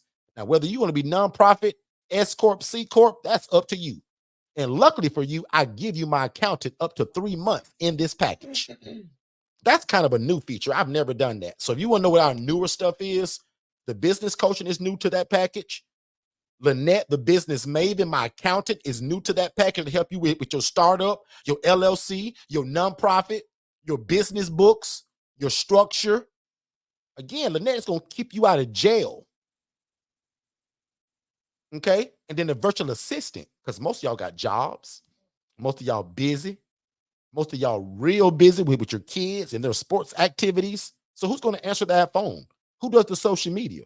Who does the cold calling and the email reach out to find all of these people in programs? The virtual assistant. So we give you guys all of that stuff. And right here, I talk about connecting with social workers, case managers, and where do they reside at? Hospitals, substance abuse centers, social service centers, the Salvation Army, the Goodwill, leads from my flyer. I talk about this all the time, but there's a military veteran that saw my post on, he saw a flyer in Walmart in the dairy section next to the eggs. Yeah. If you've never heard of how I do my flyers, guys, I'm crazy with flyers. I put them in Walmart, Kroger's, the gas station, in the mall, throw them on the floor, put them in the bathroom, post them on the wall of the airport. I put flyers everywhere to sometimes I'll get calls just like this. Mr. Derek, I just saw your flyer and I was, grabbing a frozen pizza from Publix and your card fell out and my mom needs a place to live. How powerful is that? God was in that, but guess who put that flyer next to the frozen pizza, the frozen popsicles, the frozen lasagna, the frozen sweet peas, by the carrots, the onions, by the steak, by the weight loss, by the Advil. I put my flyers in the bathroom. I put them in carts and left them in the aisle. I put it by the Ritz crackers. I put it by the noodles. I put it by the bananas. I put it by the yogurt. I put it everywhere. Guerrilla marketing. Just call it what it is. Guerrilla marketing, Shay. But Shay, tell them about the military veteran that saw it next to the eggs. Yeah. Called us. We drove to Walmart. Yep. Well, actually, he called and Jess answered the phone. My assistant, the VA. Yep. Jess said, Derek, this guy's at Walmart. He want to know if you can talk to him now.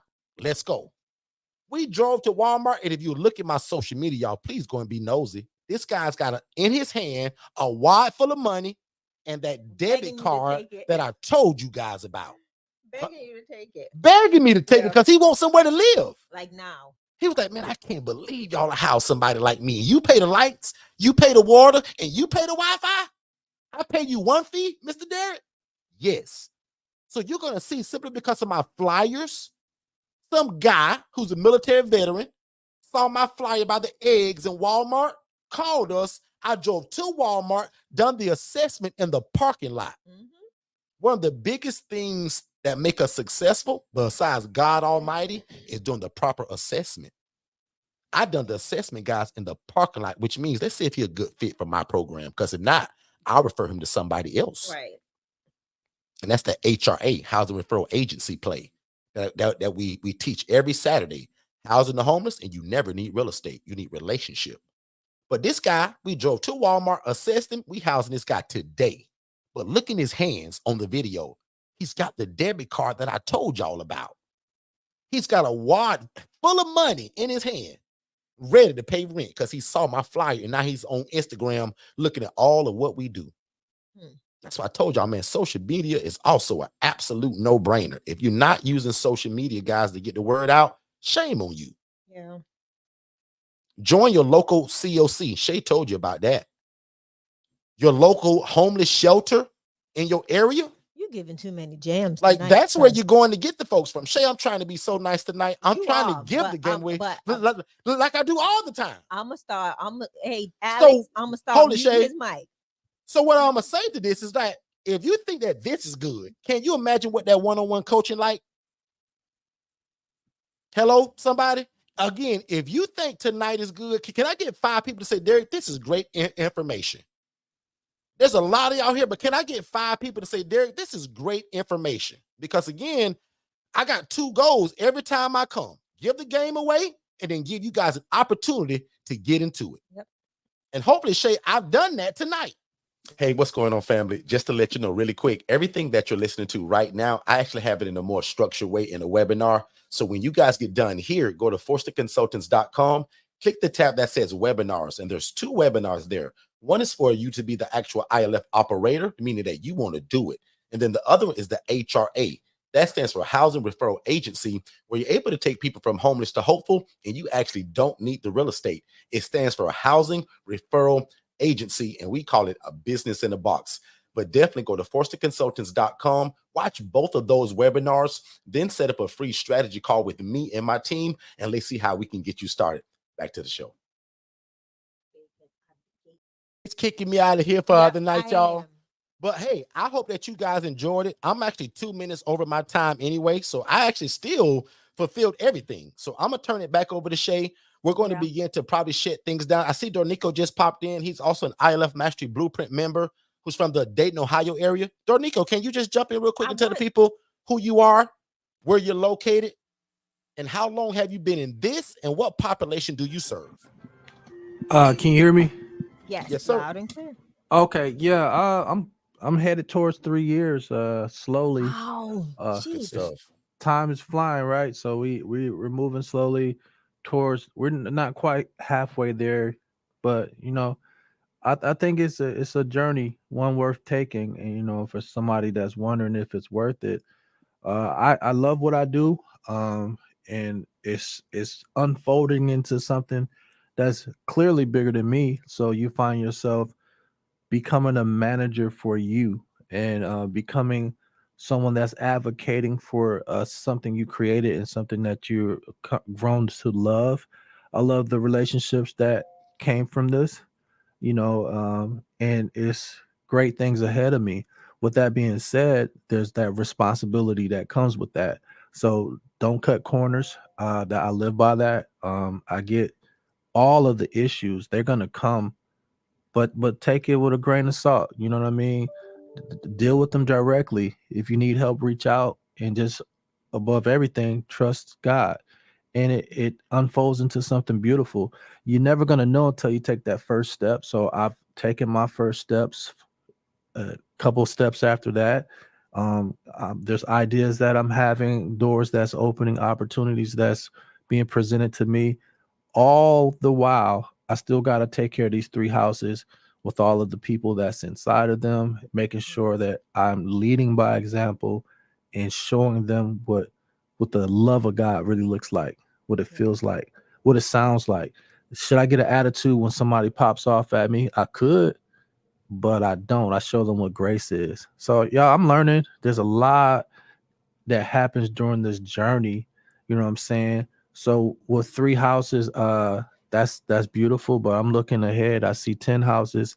I see other people learning. I see other people gaining access to this opportunity.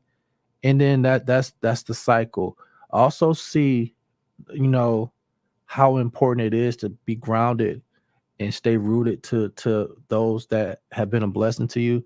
So it's a lot going on with me here in Ohio. Ohio is kind of that place, man. It's like Mecca. There's calls coming in from everywhere. Everybody want a piece of Ohio.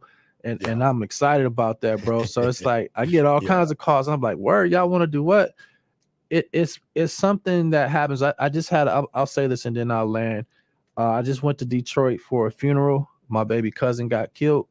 So I get Sorry out to hear there. I Sorry dreaded about this that. thought of going out there, but I got out there. All of my family was like cheering me on. They've been watching social Wow. media and Oh seeing all of the wow. posts, He's and a they're like, family celebrity now. yeah. So I'm like, y'all been watching me. They never said a word to me though. So Wow. when I get out there, Wow. they said, hey, you need to do this here. And so there's tons of boots on the ground. Detroit Yeah. is ready. The ground is ready. All I gotta do is come out there and make it happen. But yeah, I didn't want to go. I would have missed opportunities. You know, I didn't want to go. I didn't want to even deal with that. But it was no drama. It was all love. My family embraced me. It was beautiful. So, you know, with the exception of that 3 hour drive, it felt different. Now I ain't did it in a while. So I felt that one. You know what I'm saying? So I did it there and back. But it was nice, y'all. But all in all, I'm blessed because of this. Yeah. And we're blessed to be a blessing. I live by that. Also, it's ways that you can be a blessing to the Lord you serve. So I love helping out my church. I'm working on a church directory right now, so I'm putting my photography business to work. But doors Nice. open. Doors from this doors open. It's over 300 people. The sitting fee, the photo shoot, and the money to do the directory goes into Fresh Start Housing. It's a blessing. I would have did it for free, but they want to be a blessing to us. So I think Right. that's awesome. Mhm. That's cool. I Yeah. love that. I do have a Hey question. D. Oh, go ahead. Sorry. Because I have one too. Go ahead, Shay. Go. You want to go first? Ladies first. Go ahead. So I do want to know what is a memorable moment of a life you've touched in this ILF space. That's one of the things that I definitely wanted someone outside of Derek and myself to answer that question. So, so give me a quick rundown of a life you've touched in this housing space and how has it affected you? I have a whole lot of memorable moments, but there's a man named Daniel. He's very introverted, very shy. I did his testimonial, but audio only because he didn't want to be on video. Mhm. But he had sobriety. He maintained his sobriety because of us, and his goals were to work in the field of his degree, which was social work, and to get his own place. So he was with me about 9 months, and he ended up getting a job as a case manager doing social work. A couple months later, he had an apartment contact me to ask about his character and how he conducted himself in Mm. our program. They gave him the place and he moved out. So it was a happy moment, but a sad moment at the same time Wow. because he was the liaison. He helped everybody get on Social Security. He helped everyone get their food stamps increased. He just was very tech savvy within that house, and he kept it all together. So he's gone.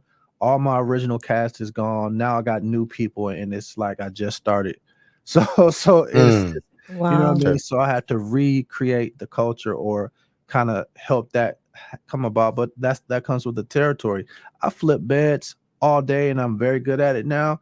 So yeah, they see how I flip beds and they don't want no smoke. Because once they They don't leave, want no part of their bed being flipped, right? right, the very next day somebody's there. They're like, where'd he come from? Yeah, I got a Yeah. waiting list, buddy.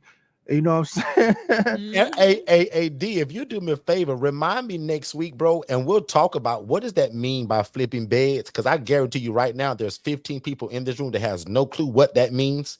Remind me next week, bro, and I'll let you feature that whole thing because we taught it to you, and you Yes, didn't know Right. sir. what it was until we said it. But I want you to explain it to people Now he the because some professional people bed thinks flipper. that turnover in terms of what we do is a bad thing. Turnover is actually kind of good. And Uh-huh. I'm gonna let you talk about that next week. Okay. But I I got will. another question that I want the people to hear from you too, D. And also, if Tiffany's here, bring her up, bring Neonta up, because this is a question for each one of y'all. I sent links. Anybody that's thinking about taking our coaching, Dornico, can you tell them how important it is to kind of live by that phrase that we said about moving at the speed of instruction? And also, how important is it to follow the coaching in something like this, Dornico? Because D, you came to us, bro, and didn't have any clue what this was. So take all of that and now go. How important is the coaching? Okay, I forget where I got cameras everywhere. Okay, we over here. All right. I was wondering why you was looking that way. Now y'all can see Dornico. I love All right. Hey, how's everybody? Let me move this out of the way so you guys can see his face. Dornico said, I don't have a clue. Well, my thing is this. You will reach that point where you know enough to do a whole lot of different things and to add your flavor and be great in your own way. Initially, you know what I'm saying, I had to buckle down and, like you said, move at the speed of instruction. What that entails is me saying, I'm going to commit to this thing. Whether I fail or succeed, I'm going to stay the course and I'm going to move forward. But when you're learning, you have to stay connected to the person that's teaching you. And usually there's things you don't know and it may not make sense to you. There's a level of trust that you got to have, because he's going to tell you, or she will tell you, you need to do this and do it this way. And it may not make sense to you. So you're going to have to trust them enough to do it and do it exactly how they said to do it. That's what I did, and I had no problem doing it. Well, I done did everything else and I tried everything else. So here they are pouring into me. Why would I not listen to them? Furthermore, I paid money. So if I paid the professional to tell me how to do it, and then they tell me how to do it, why would I go against what they said? That makes no sense to me. And you see it all the time. And it's like, okay, that's weird. My thing is this. You see that it works. You trust the process and things will happen. It will come about. I didn't have 300 no's, but I was prepared for 300 no's, because you was crushed when you got your third no, B. Yeah, I was prepared for that being the case for me. I wasn't going to let it hurt me emotionally and make me stop and quit. I was prepared for that. But then I trust we prayed. Prayer changes things, right? We prayed that wasn't going to be my story. So after praying and believing that that's not going to be my story, my expectation was I'm about to get a yes. And I got a yes. I expected it. I didn't think it was going to be anything other than that. So a lot of times we can shoot ourselves in the foot by having little faith. Okay. Yeah. I'm not going to be he of little faith. I'm going to make sure that I shine where it becomes me serving and trusting God. Put Derek, Shay, put everything aside. Where are you with God? And how do you feel about your relationship with God? Do you pray? Do you believe in his word? And then everything else becomes the icing on the cake. That's all I was. I had a cake with no icing. I had determination. I had work ethic. That's all I had. I didn't have direction or guidance or the vehicle to take me from A to B. Derek and Shay presented me a nice, shiny vehicle, and I jumped in that bad boy and stepped on the gas pedal. He was out. And that's a great example, by the way. I love that. That's pretty much gave it to you detailed already, right? Tires shining and everything. You got it. And that's pretty much it, y'all. Ever jump in that car and get off, take it, man? Wow. Dornico, I do have a follow-up to that one. I'm sorry. I know we were supposed to be shutting down, but Dornico just came in here and just had my head spinning. What would you tell people in regards to being patient to fulfill the desire to get this thing completed? Like, if you could give someone a word of advice, because a lot of people get weary in well-doing, right? People don't stay the course. What would be that Qatar word of could advice? Also speak on that too. Oh yeah. Yeah. So here I'll give you an example. Some people are all the way down the street. What I mean all the way down the street, they're already engaging with property owners and different things like that. But if you ask them, did they make themselves a business yet? You might get some hesitation. For me, that's putting the cart in front of the horse. Follow the steps, complete those little mundane tasks. That's how you say it, Shay? Yeah. Yes, Mhm. sir. You got it. Complete the little stuff, the petty stuff. Get that website popping, right? Get all those ducks in a row and start building those relationships. Build those relationships because you need those relationships before the property. You and Otis put it to me this way. It's got to be a balance because I found myself getting a million calls and not knowing what to do. I was Yeah. over marketing, right? I was doing so I had to do a healthy balance of marketing and scouting for properties. And I did that pretty good. Mhm. But I think that once you are, I mean, you get that pace, you'll know what pace is working. You'll know when you're Yeah. going too fast, you know when you're going too slow. If you find that balance, you'll find yourself moving at a steady pace and everything is going pretty good. And it may seem slow after a while, but I know scaling is where things kind of make sense. I learned that for me to see what profit might look like, because the profit don't really come, y'all. For I still ain't really touched profit. To be honest, I'm doing okay. My coach said you will always have money. He ain't never lied. Always. Always. It's like, man, how to I'm gonna just say this. I'm gonna say this a little bit for somebody that kind of want to know about the money. Okay, I Mhm. got 3 properties. In total, I pay around 6,000 in rent to the property owners. I've Mhm. never missed a payment. It's easy, and it's like I got ridiculous extra. You know what I mean? I don't went out Ridiculous extra. ridiculous I like extra. that. Done went out and got a car. I got a big boy car too. You know what I'm Not a saying? little car. He got a big boy car. No, You heard big him say it boy one more car. time. Something he's been wanting for a while, probably, right? Right. The other car And put you down. Tell everybody the yeah, truth, D. yeah. Your My baby my put you baby done down, the one died you on me. loved. But here's what's interesting. I just assigned a resident, and that resident pays for my $800 car note. Come I on, have man. yet to dig Come in on. my pocket to pay Come on, my D. car note. Come I on, D. detail my car, 200 some bucks, to get the nice little, like my daddy used to do, you know what I'm saying?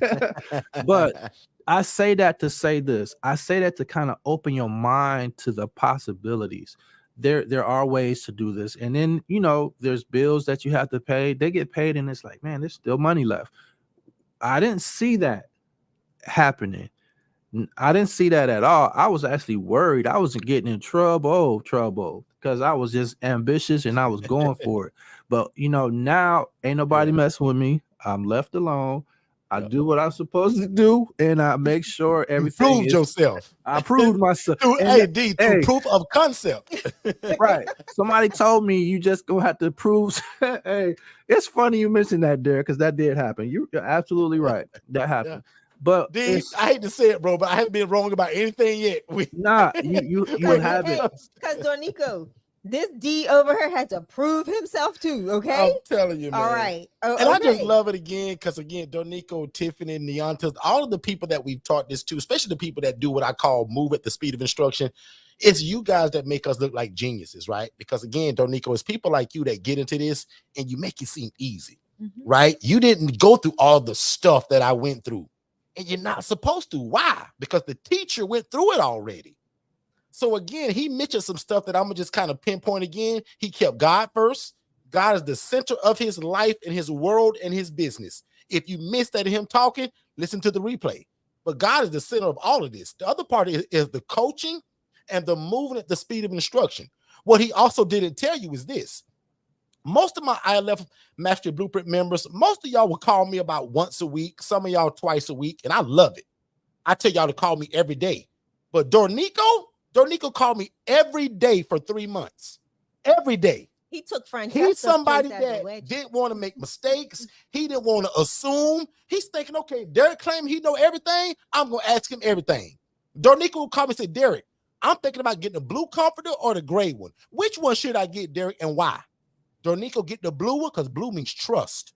Blue means soft. Blue means care. Why you think presidential candidates wear a blue suit or a blue tie? It projects trust. It projects softness, meaning you can trust me. I'm a good guy. Dornico, don't get that red comforter. Red means rage, angry, upset. So Mhm. Dornico would call me for the small stuff, and Derek, I think I just got the wrong guy, dog. How do I get him out of here? But now today, watch this. Dornico never calls me now. Nope. Other than to talk about a different business, a different opportunity, or how we can make money doing something else. Him and I both love real estate and wholesaling real estate. So we all kind of dabbling in that. But I jokingly tell people the biggest compliment that you all going to ever give me, Miss Lynette, Ken, and Rita, the biggest compliment that you all are going to ever give me when you guys get started is the day that I notice. I'm going to say, wow, I ain't heard from Ken in a while, Shay. You heard from Ken? Shay, I haven't heard from Rita. Yep. Rita don't call us anymore. And Rita, that's the way it's supposed to go. Because this isn't rocket science. You need me in the beginning and through it until you begin to scale and grow and go through all the problems that this business or ministry can present. Dornico been in this long enough now, there's probably nothing that he'll face that we haven't been through. Now, I don't want to talk about this now today, but Dornico, you can just nod your head if you have or haven't. Dornico, have you dealt with death yet? Like, has anybody passed away? I haven't got the word, but I suspect that she did, because she hasn't reached out to me. She left me owing me a lot of money and went to But she moved out, right? Moved I'm out, talking about in-house. I'm housing you and you passed away. Nope, not That's yet. probably your only step that you haven't seen yet. And I hate to say it, we done been through that a couple times. Wait, Father, in the name of Jesus. In we the name rebuke of it Jesus. Now. We Let speak Dornico life into not Fresh Start have to Housing. deal with Thank that. you. But So, because I'm the coach, guess who God let see it all fast? Derek Me. and me. Everything Hey, that so- happened to me, probably most of the time, within 2 weeks, it happened to Otis. Yep. So Why it my happened dude, that way? my dude having heart attacks and stuff. But so if he croak, I'm gonna call you. I'm gonna just call you and say, Because okay, it's a way thank to you. deal with it. Not being funny, but it's a way to deal with that. How do you Yes. deal with the police, the family? How do you break the news? Yes. Who gets to call first? Are you even supposed to call? See, I got in trouble one time, and we won't go into that tonight. Yeah, But that's a private on conversation another for private community. group for That's a private IMB conversation, people, we'll go into how you deal with the death call. Who are you to call 1st? Who are you not to call? Guys, you can mess this up when you don't have the right coaching. And I'm also very proud. Watch this. I'm very proud of the people that said, well, Derek, I ain't buying your coaching. Derek, I can't afford it. And I don't know if I need it. But Derek, I'm going to show up every Monday, every Tuesday, and every Saturday. We got hundreds of people that we've taught this to that never bought any coaching. Yeah.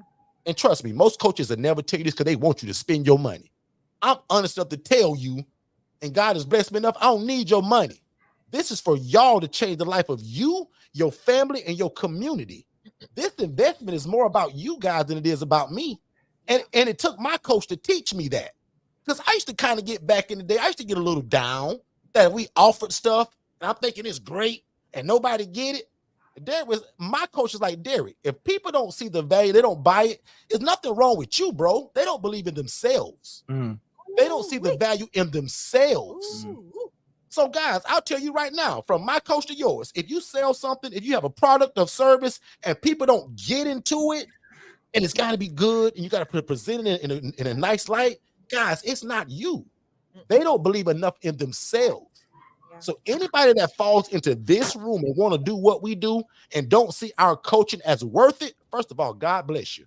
Because I'm still going to do this 3 days a week for free. Yeah. Because that's a commitment God and I made 7 years ago. I said, God, if you make this work for me, I'll go all over the world teaching it. Now through this technology, I can come on YouTube and speak to thousands of people in a matter of 90 minutes. So, and the love about it is if I never came back on here ever again, this information lives forever. Yeah. So I'm still living out what I told God I would do because of what YouTube is. Thank God for independent living. Thank God for independent living, and thank God for YouTube that allows me to come on here, record it, and if I never come back, because prime example, a lot of y'all received a lot of great words and wisdom from my brother. My brother passed away November 28th of last year. His words remain on this forum. His words remain on everything that's recorded. Yep. That means that his words will live beyond him. I tell y'all all the time, I don't want this to happen, but if I fall and drop dead tomorrow, my desire is for this thing to keep going. My children's children should be doing this and teaching it. Because this isn't a fad that's in style to do it real estate today. Guys, the Bible says the poor and needy will always be among us. We're to take care of the poor, the needy, and the widow. And guys, we doing it through real estate. Some of y'all gonna start clothing closets. Some of y'all gonna start food pantries. Guys, I started a housing program. I literally had someone come up to me, and I didn't tell you, at church on Sunday. Wife just passed away, and he's like, I want to donate all of her. She had brand new clothes, tags still on them. And he's like, I know that God's going to open up a door for you with the women and things that you're going to be able to do. But I want you to please I don't want to give them to anybody else but what you and your husband do. And I was just like, whoa. So clothing closet, you got it. I will give this disclaimer, Derek, because what you said, I love it. People come here, they get the information. Please, I'm begging you, do not be the lady that ended up in a whole heap of trouble from just kind of sort of watching videos. A whole heap of trouble. Who was with you? Ma was with you. Get the coaching, man. Like, don't your mother yourself. was with you. Yep. When that phone call came in and a woman is hollering and screaming. And she's like, I've been watching your videos. I need help. This is what's happening. And all you heard was chaos in the background. Yeah. I don't know you, ma'am. Who are you, Derek? And my mom says, Derek, y'all make it sound so easy. Derek, make sure you tell the people that it still takes hard work. It still takes dedication. And above all, it takes God. Dornico, chime back in, bro. Because again, Dornico, you're like us. You got into this and you made it look easy. But Dornico, tell them that it kind of really wasn't. And it still takes hard work even till today, Dornico. Jump in there. So listen, I was gonna mention this. I regret not listening to Otis sooner. He told me, he said, bro, co-ed is a good thing. And I was siding with None you. of us like, believed Otis. hey, I was siding with you like I ain't going nowhere near co-ed. I'm gonna tell you right now, out of the 3 houses, the co-ed house is the best house that we have. Otis, you hear this, big bro? It is the one. Mom Forston. Yeah. I hope Otis is hearing Dornico, because Dornico and I both was like, we ain't doing no co-ed. Hey, Otis tried to tell us, Mom. I'm gonna keep it real with you. It's the best house. It's ran the best. It's clean every day, all day. And it just so happened to be that's the location where the office is. I rarely go to the office. But when I'm there, I'm very pleased. It's the show pony now, because that's where we take all of the case managers and things. So that's where I do my assessments in person, because some people you're gonna catch a vibe. That means you need to do a face-to-face, so you can read body language and all of that stuff. But it's not easy, but it's not ridiculously hard either.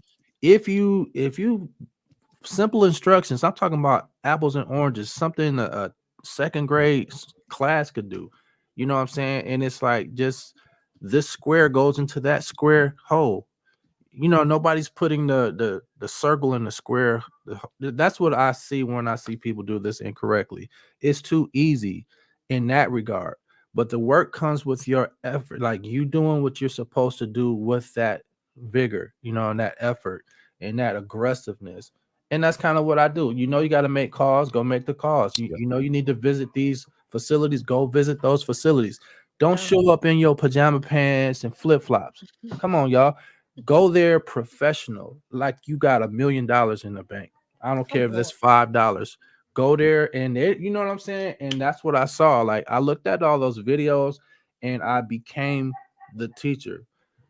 He went with coffee and donuts. I'm going with coffee and donuts, and I'm gonna go get real bougie and get the ones that cost $1 million. That's what I did. I went and got the ones that good donuts, good stuff. So they was like, who this dude coming in here? I came one day, they ignored me. I dropped off the donuts. I was like, all right, cool. I came again. They ain't showing me no love. The 5th time I show up, they just happen to be hungry. And it was like, wait. God set up to me. Wait. They just happened to be hungry. They just happened to be hungry. Time. Now, mind you, that's $40 worth of donuts every single time. Yep. So I'm cracking I got the pictures to prove it on bank. Like, you know what I'm saying? But I needed to invest in myself, y'all.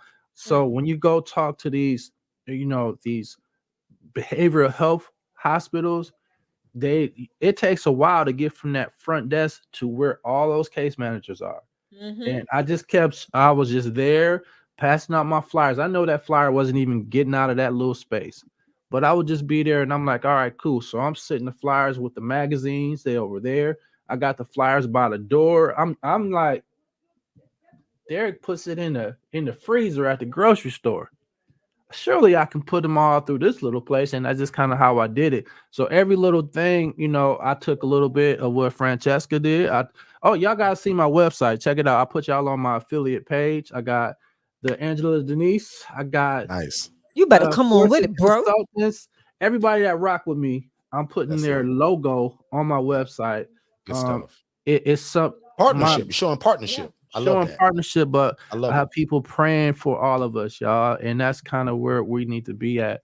We need to really, really tighten up. Society is going crazy, and these people, they still homeless. They still need help. Society is doing a whole lot. So I just find myself understanding what my purpose is. Okay. And then now everything else is falling in line. So that's where I'm at. This is fun, Shay, to me. Like, I enjoy what I do. I'm having a Yeah. ball.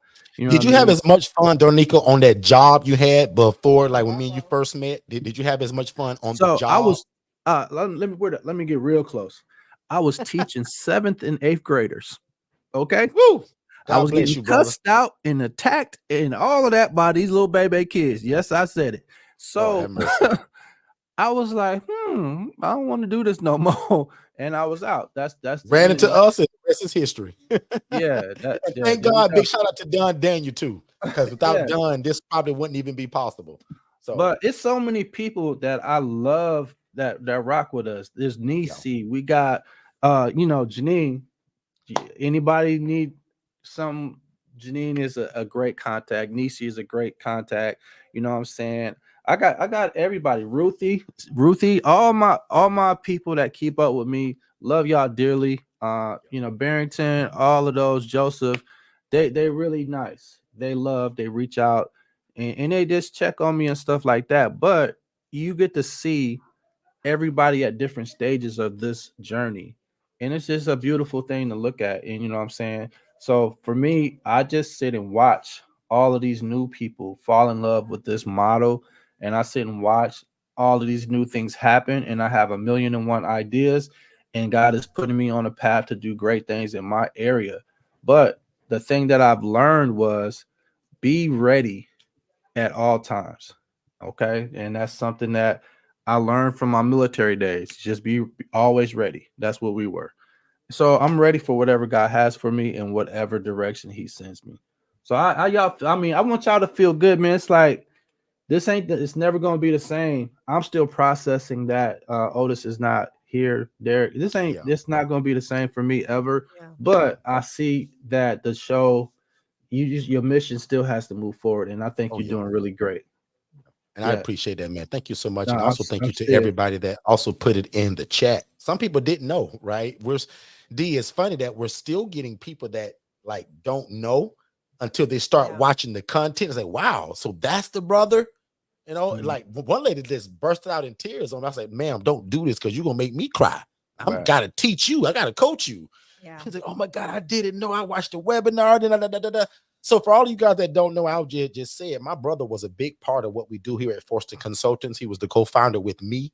My brother passed away November 28th. So literally seemingly just a few months ago, right? But he's been a part of what we've been doing for over 7 years, right? So he was the big brother.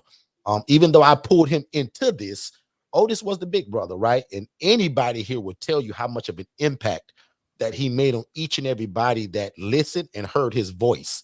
So any of the older content that if you guys happen to bump into that and you hear a guy that sounds just like me, but a little bit different, but maybe not as loud and as boisterous as me, that's my brother, right? So Otis was more of a clean version of me when it comes to speaking, but he was very motivational. He was very impactful. And as my mom put into the chat earlier, Otis is gone, but his impact remains. And it's simply because of the grace of God of this technology, right? And this YouTube channel, which allows Otis's voice to still educate and teach people. And I think that's powerful. So that's another reason why we chose YouTube, to make sure that this thing lives beyond me. Because I truly believe and I want to happen that when I pass away at the age of 116, God, and I already worked it out. I'm going to live to about 116.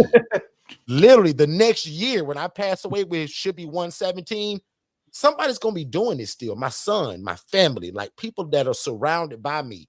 Shay may last to 119. I don't know yet. But Shay should still be doing this. My kids. Somebody should still be doing this, guys, because this is bigger than us.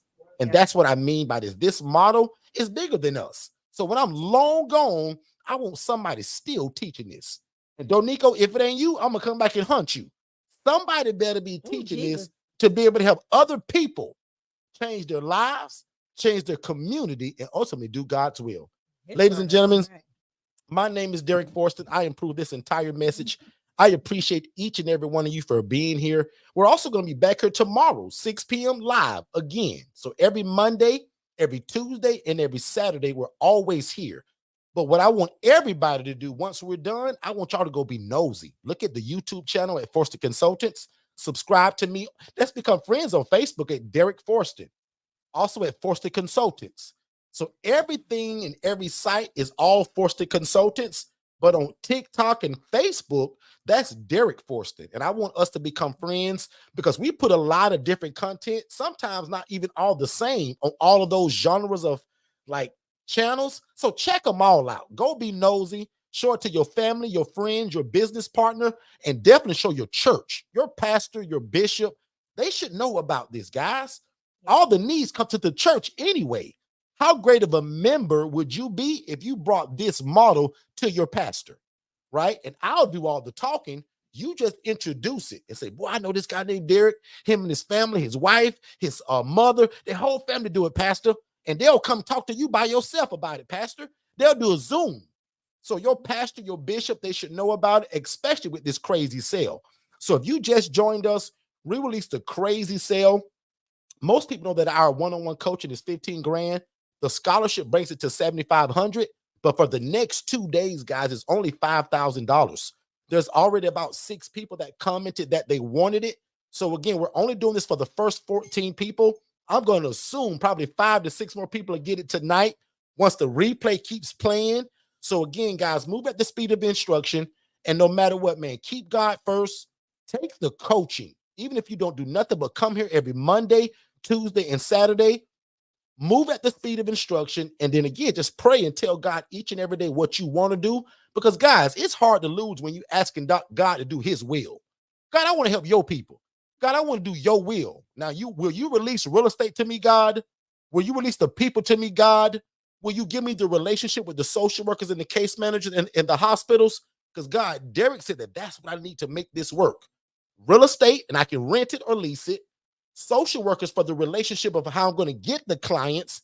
And God, I'm going to keep you first because you're going to keep all of this going. That's my prayer for each and every one of you. I appreciate you all.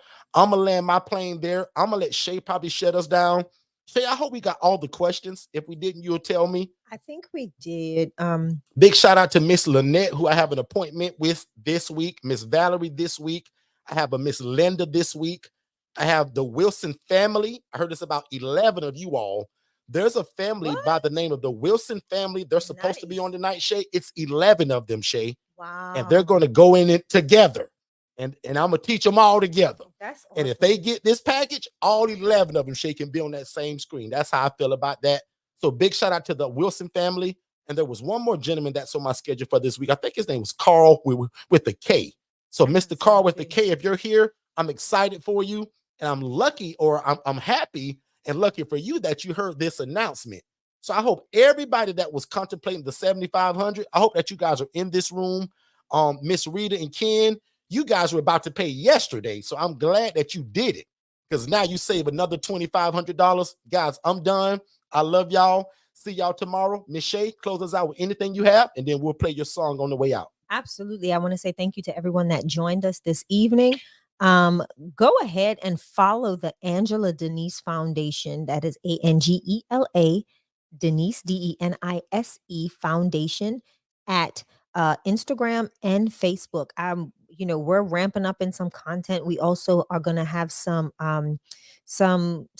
things that we're doing in the new year, we're in the new year, what we're doing this year. And we want you to be a part of it. We want you to play a role in it. So Alex, if you can put the Angela Denise Foundation spelling in the chat so that they can find us on Instagram and Facebook, join us, follow us. Also, there's opportunities for you all as you hear to give. And giving, it does not have to just be financial. It can be, we have a registry at Walmart where there's items that are distributed throughout ILFs here locally, whether it's sheets, whether it's pillows, towels, washcloths. Speaking of that, really quick, I want to give a Yes. big shout out to Miss Faith and her husband from Winter Haven, Yes, Florida. yes, They yes. donated to Second Chance Housing Yes. and the Angela Denise They Foundation. did. And she's still asking us what we need. So, Miss Yes. Faith, I'm not sure if you're on this call, but if you are, I want to say thank you to you, your husband, and your family for donating those items and then continuing to ask us what we need. So we appreciate that, and we pray God's best for your life. Miss Shay? Yes. So you can definitely partner with us through our Walmart registry, where you can provide things for our individuals that we house. And remember, that is a tax write-off for you and your family. So if you're looking for a great partnership in the community, join the Angela Denise Foundation, which is, Or if you're really rich and you got a bunch of money and you got to have a choice to pay either the taxes or to a nonprofit to do something great, give Shay a call. yeah, definitely Make that a personal call. Make it a personal call. Yeah, and I pray in the name of Jesus that there's a millionaire that's trying to find a way not to pay the taxes. And they say, hey, just give it to a nonprofit and we're good. So I pray in the name of 100%. Jesus, Shay, that there's a Because- millionaire listening and he's looking for a foundation to give Derek, and let me tell you, it will be much needed, okay? Because we to. You just got have not because you ask not Derek, we just sometimes. listen. We got a new house, and Derek, it's already full. Yep. Like, we just got this house. It's not even renovated People are yet. requesting It's already full. their rooms. Yep. Don't And your you other know, it's women full. from your other house. Right, exactly. Like, what am I gonna do? I gotta go find another house. Derek, can you buy me another house, please? I'm gonna try my best, Shay. I appreciate it. You got it. But tonight, like I said, it's always a pleasure to be here with you all. Partner with us. Join us as we make a difference in our communities. I'm looking forward to some of the upcoming private group conversations that we're going to be having this week. Derek, I am going to schedule something. I'm going to put it in the community tonight. I'm going to figure out a day between me and you where we can meet with the HRA family. Okay. And then we can also meet with the VA 101 family and then circle back around to the IMB family. Because there's a lot of conversation that we could be having. And don't forget, I want Dornico to pertaining to bring this that topic back up next week. We want to feature that. What is flipping beds? Yeah. So, Alex, if you can type that into the chat, or Alex, also make me a PowerPoint or something that talks about flipping beds and what does that mean and why do we do it? What situation are we put in that we have to flip that bed? That's going to be taught by Mr. Dornico Rigel. I want Dornico to talk about that. Yeah. Because I love that concept. Most people have no clue what that means until we start talking about it. Like, well, why you do that? Wait till next week. We got you. Dornico's got you. 100%. Kenneth said this is really exciting. So I'm not sure what part, Kenneth, but all of Everything. it to me. Everything. Thanks, Kenneth. We appreciate that. And I'm excited for Kenneth and his family as well. So far tonight, it looks like the people that are here live still is Miss Kenneth and Miss Lynette that wanted the that done. special. I think they're done. And there's about 6 more people that did it in the text. So again, big shout out to everybody that moved at the speed of instruction. I'm so excited to announce some other stuff, but I'm gonna keep my big mouth closed because usually I let the cat out the bag early. But there's some other stuff that's coming up after Valentine's Day. But I'm gonna do this right here. Y'all. Look. Zip it shit. Brewing. It's when brewing. I say brewing, Y'all gonna be happy. Derek, I'm gonna just say this. Just they're gonna be happy. Way. While we've been sitting here, I did get an email back. Oh, okay, from that lady. I did. Well, Shay, don't be me. I'm Usually that's me. I'm not. That's spilling stuff before it's time. So anyway, y'all, thank y'all so much. This has been over a 90-minute room. We try to come every Monday for 90 minutes. We usually go over. But again, guys, we can't say it enough. We joke and we play a lot, but we want to say thank you because you guys have a lot of choices of where you could be and who you could trust in a real estate model. But we appreciate that you guys are trusting us. I'm super excited that we have it as a registered trademark now, that the word independent living facility, I dare anybody to go to the USPTO. That stands for United States what is it? Trademark and all that stuff, patent and all that. you will see Shay and I's name under the phrase, because we own it now, independent living facility. We also bought a couple of the domains, so I'm proud of that. I wasn't going to announce that until we actually got it, but Dornico, we've been working on for over It's 19 up. months, They're up. bro. Probably over 20 months. I'm being modest at saying 19 of trying to get that registered trademark, but it's done now. So we own the phrase. So who else would you trust to teach you the independent living facility model than the people that came up with it and the people that own the phrase? So I'm excited about that. My team hasn't even posted it yet, but tomorrow, hopefully, Shay, if you reminded the girls, I want people to, I want the world to know that. So I want that plastered on social media tomorrow, Instagram, Facebook, LinkedIn, TikTok, Pinterest. I want it everywhere that we own that phrase. And for anybody, not y'all as family, but people that's trying to teach this on the sly and pretend they know how to do it using independent living facility, they will be getting a cease and desist letter from my lawyer. I don't do that stuff. Neither will I be looking to track it down, but there's eyes that will be looking on the internet and other places to make sure that nobody's using that phrase that don't have the right to it. So it took us about 20 months and we finally have it. So I'm excited about that.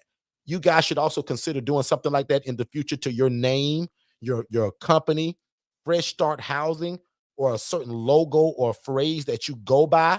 There's other things that we also want to trademark. We won't say them out loud right now until we actually have it. Neither did I tell you guys that we were trying to trademark independent living facility until it was done. I'm sure So they saw it on you all our don't social want media. people trying to steal it, right? The last thing that you would hate, Dornico, that you put all of this work and effort into Fresh Start Housing or this phrase that you live by, but somebody else bought it and now you got to buy it from them or you can't get it.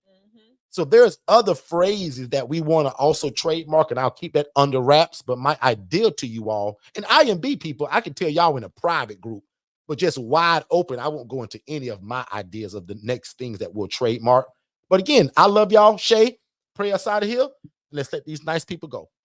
And to all of you that have asked, how can you purchase from the Walmart registry? Check below. I've posted the link. Again, thank you all for being here tonight. It has been a great honor. And Wait a minute. Somebody just cashed in on that thing tonight. Who was that? Huh? I know that people said that they wanted it, but somebody got it. Yeah. I recognize the last name on the email, so I won't put it out until they tell me I can. But congratulations to you all as a family. I'm proud of you all. Good stuff. I never say it unless I'm given the permission, so we'll talk about that. But next week, I'm going to spread it to the world that this is what you do. And lucky for you all are in my area. So that's kind of easier. And it's easier to push you in front of people that we're already working with. So I'm excited for you all. Congratulations. That's big. Congratulations. Shay, back on you. I'm real excited now. With that said, let's pray. Go ahead, Father, Shay. in the name of Jesus, we thank you so much for this night. We thank you for being able to share this information that you have so graciously given us and allowed us to do, Father, in helping your people. Father, I pray right now over each and every person that will hear this or watch this live, whether it's now or even later, Father, that you would bless their lives, that you would touch their hearts, that you would touch their businesses, Lord, Father God, and allow them to make an impact and also do something amazing for their community, Father, by helping your people, Father, those that you've called your precious ones, Father. Your word says that as we have done unto the least of these, we are doing unto you. So, Father, I pray right now in the name of Jesus, every single person under the sound of our voice, Lord, Father God, both here, now, and later, that, Lord, that you will bless their housing program. Father, for those that are taking advantage of this opportunity to get in at such a lucrative investment, Lord Father God, into their destiny, Father, I pray right now in the name of Jesus that right now, before they even have their first consultant session, Father, that you would open doors that no man can shut. Father, that you would give them supernatural favor, oh God, when it comes to housing. Father, that you would give them supernatural favor when it comes to connections and relationships. Father, let your hand be so heavily upon what you've called them to do in this season. Father, let them not fall weary in well doing, but let them press forth for the mark, Lord Father God, and let them please you in it all. So, Father, I thank you for every resource, both physical, tangible, financial, everything pertaining to their business and doing what they've been called to to do by you. So, Father, we thank you for it. We praise you for it, and we honor you for it right now. And Father, we will glorify you throughout the process. So, Father, today I just ask that you will give every person sweet sleep. Give them rest. Give them all that they need to go through tomorrow, Father, being your hands and feet and being the chosen ones that you've called to be bearers of your glory in the earth. Father, I ask and pray all of this in your amazing, wonderful Son, Jesus' holy and matchless name. And we say amen. Now unto him, did we say that? Nope, you can go. Now unto him that is able to do exceedingly abundantly above all we can ever ask a thing, according to God's power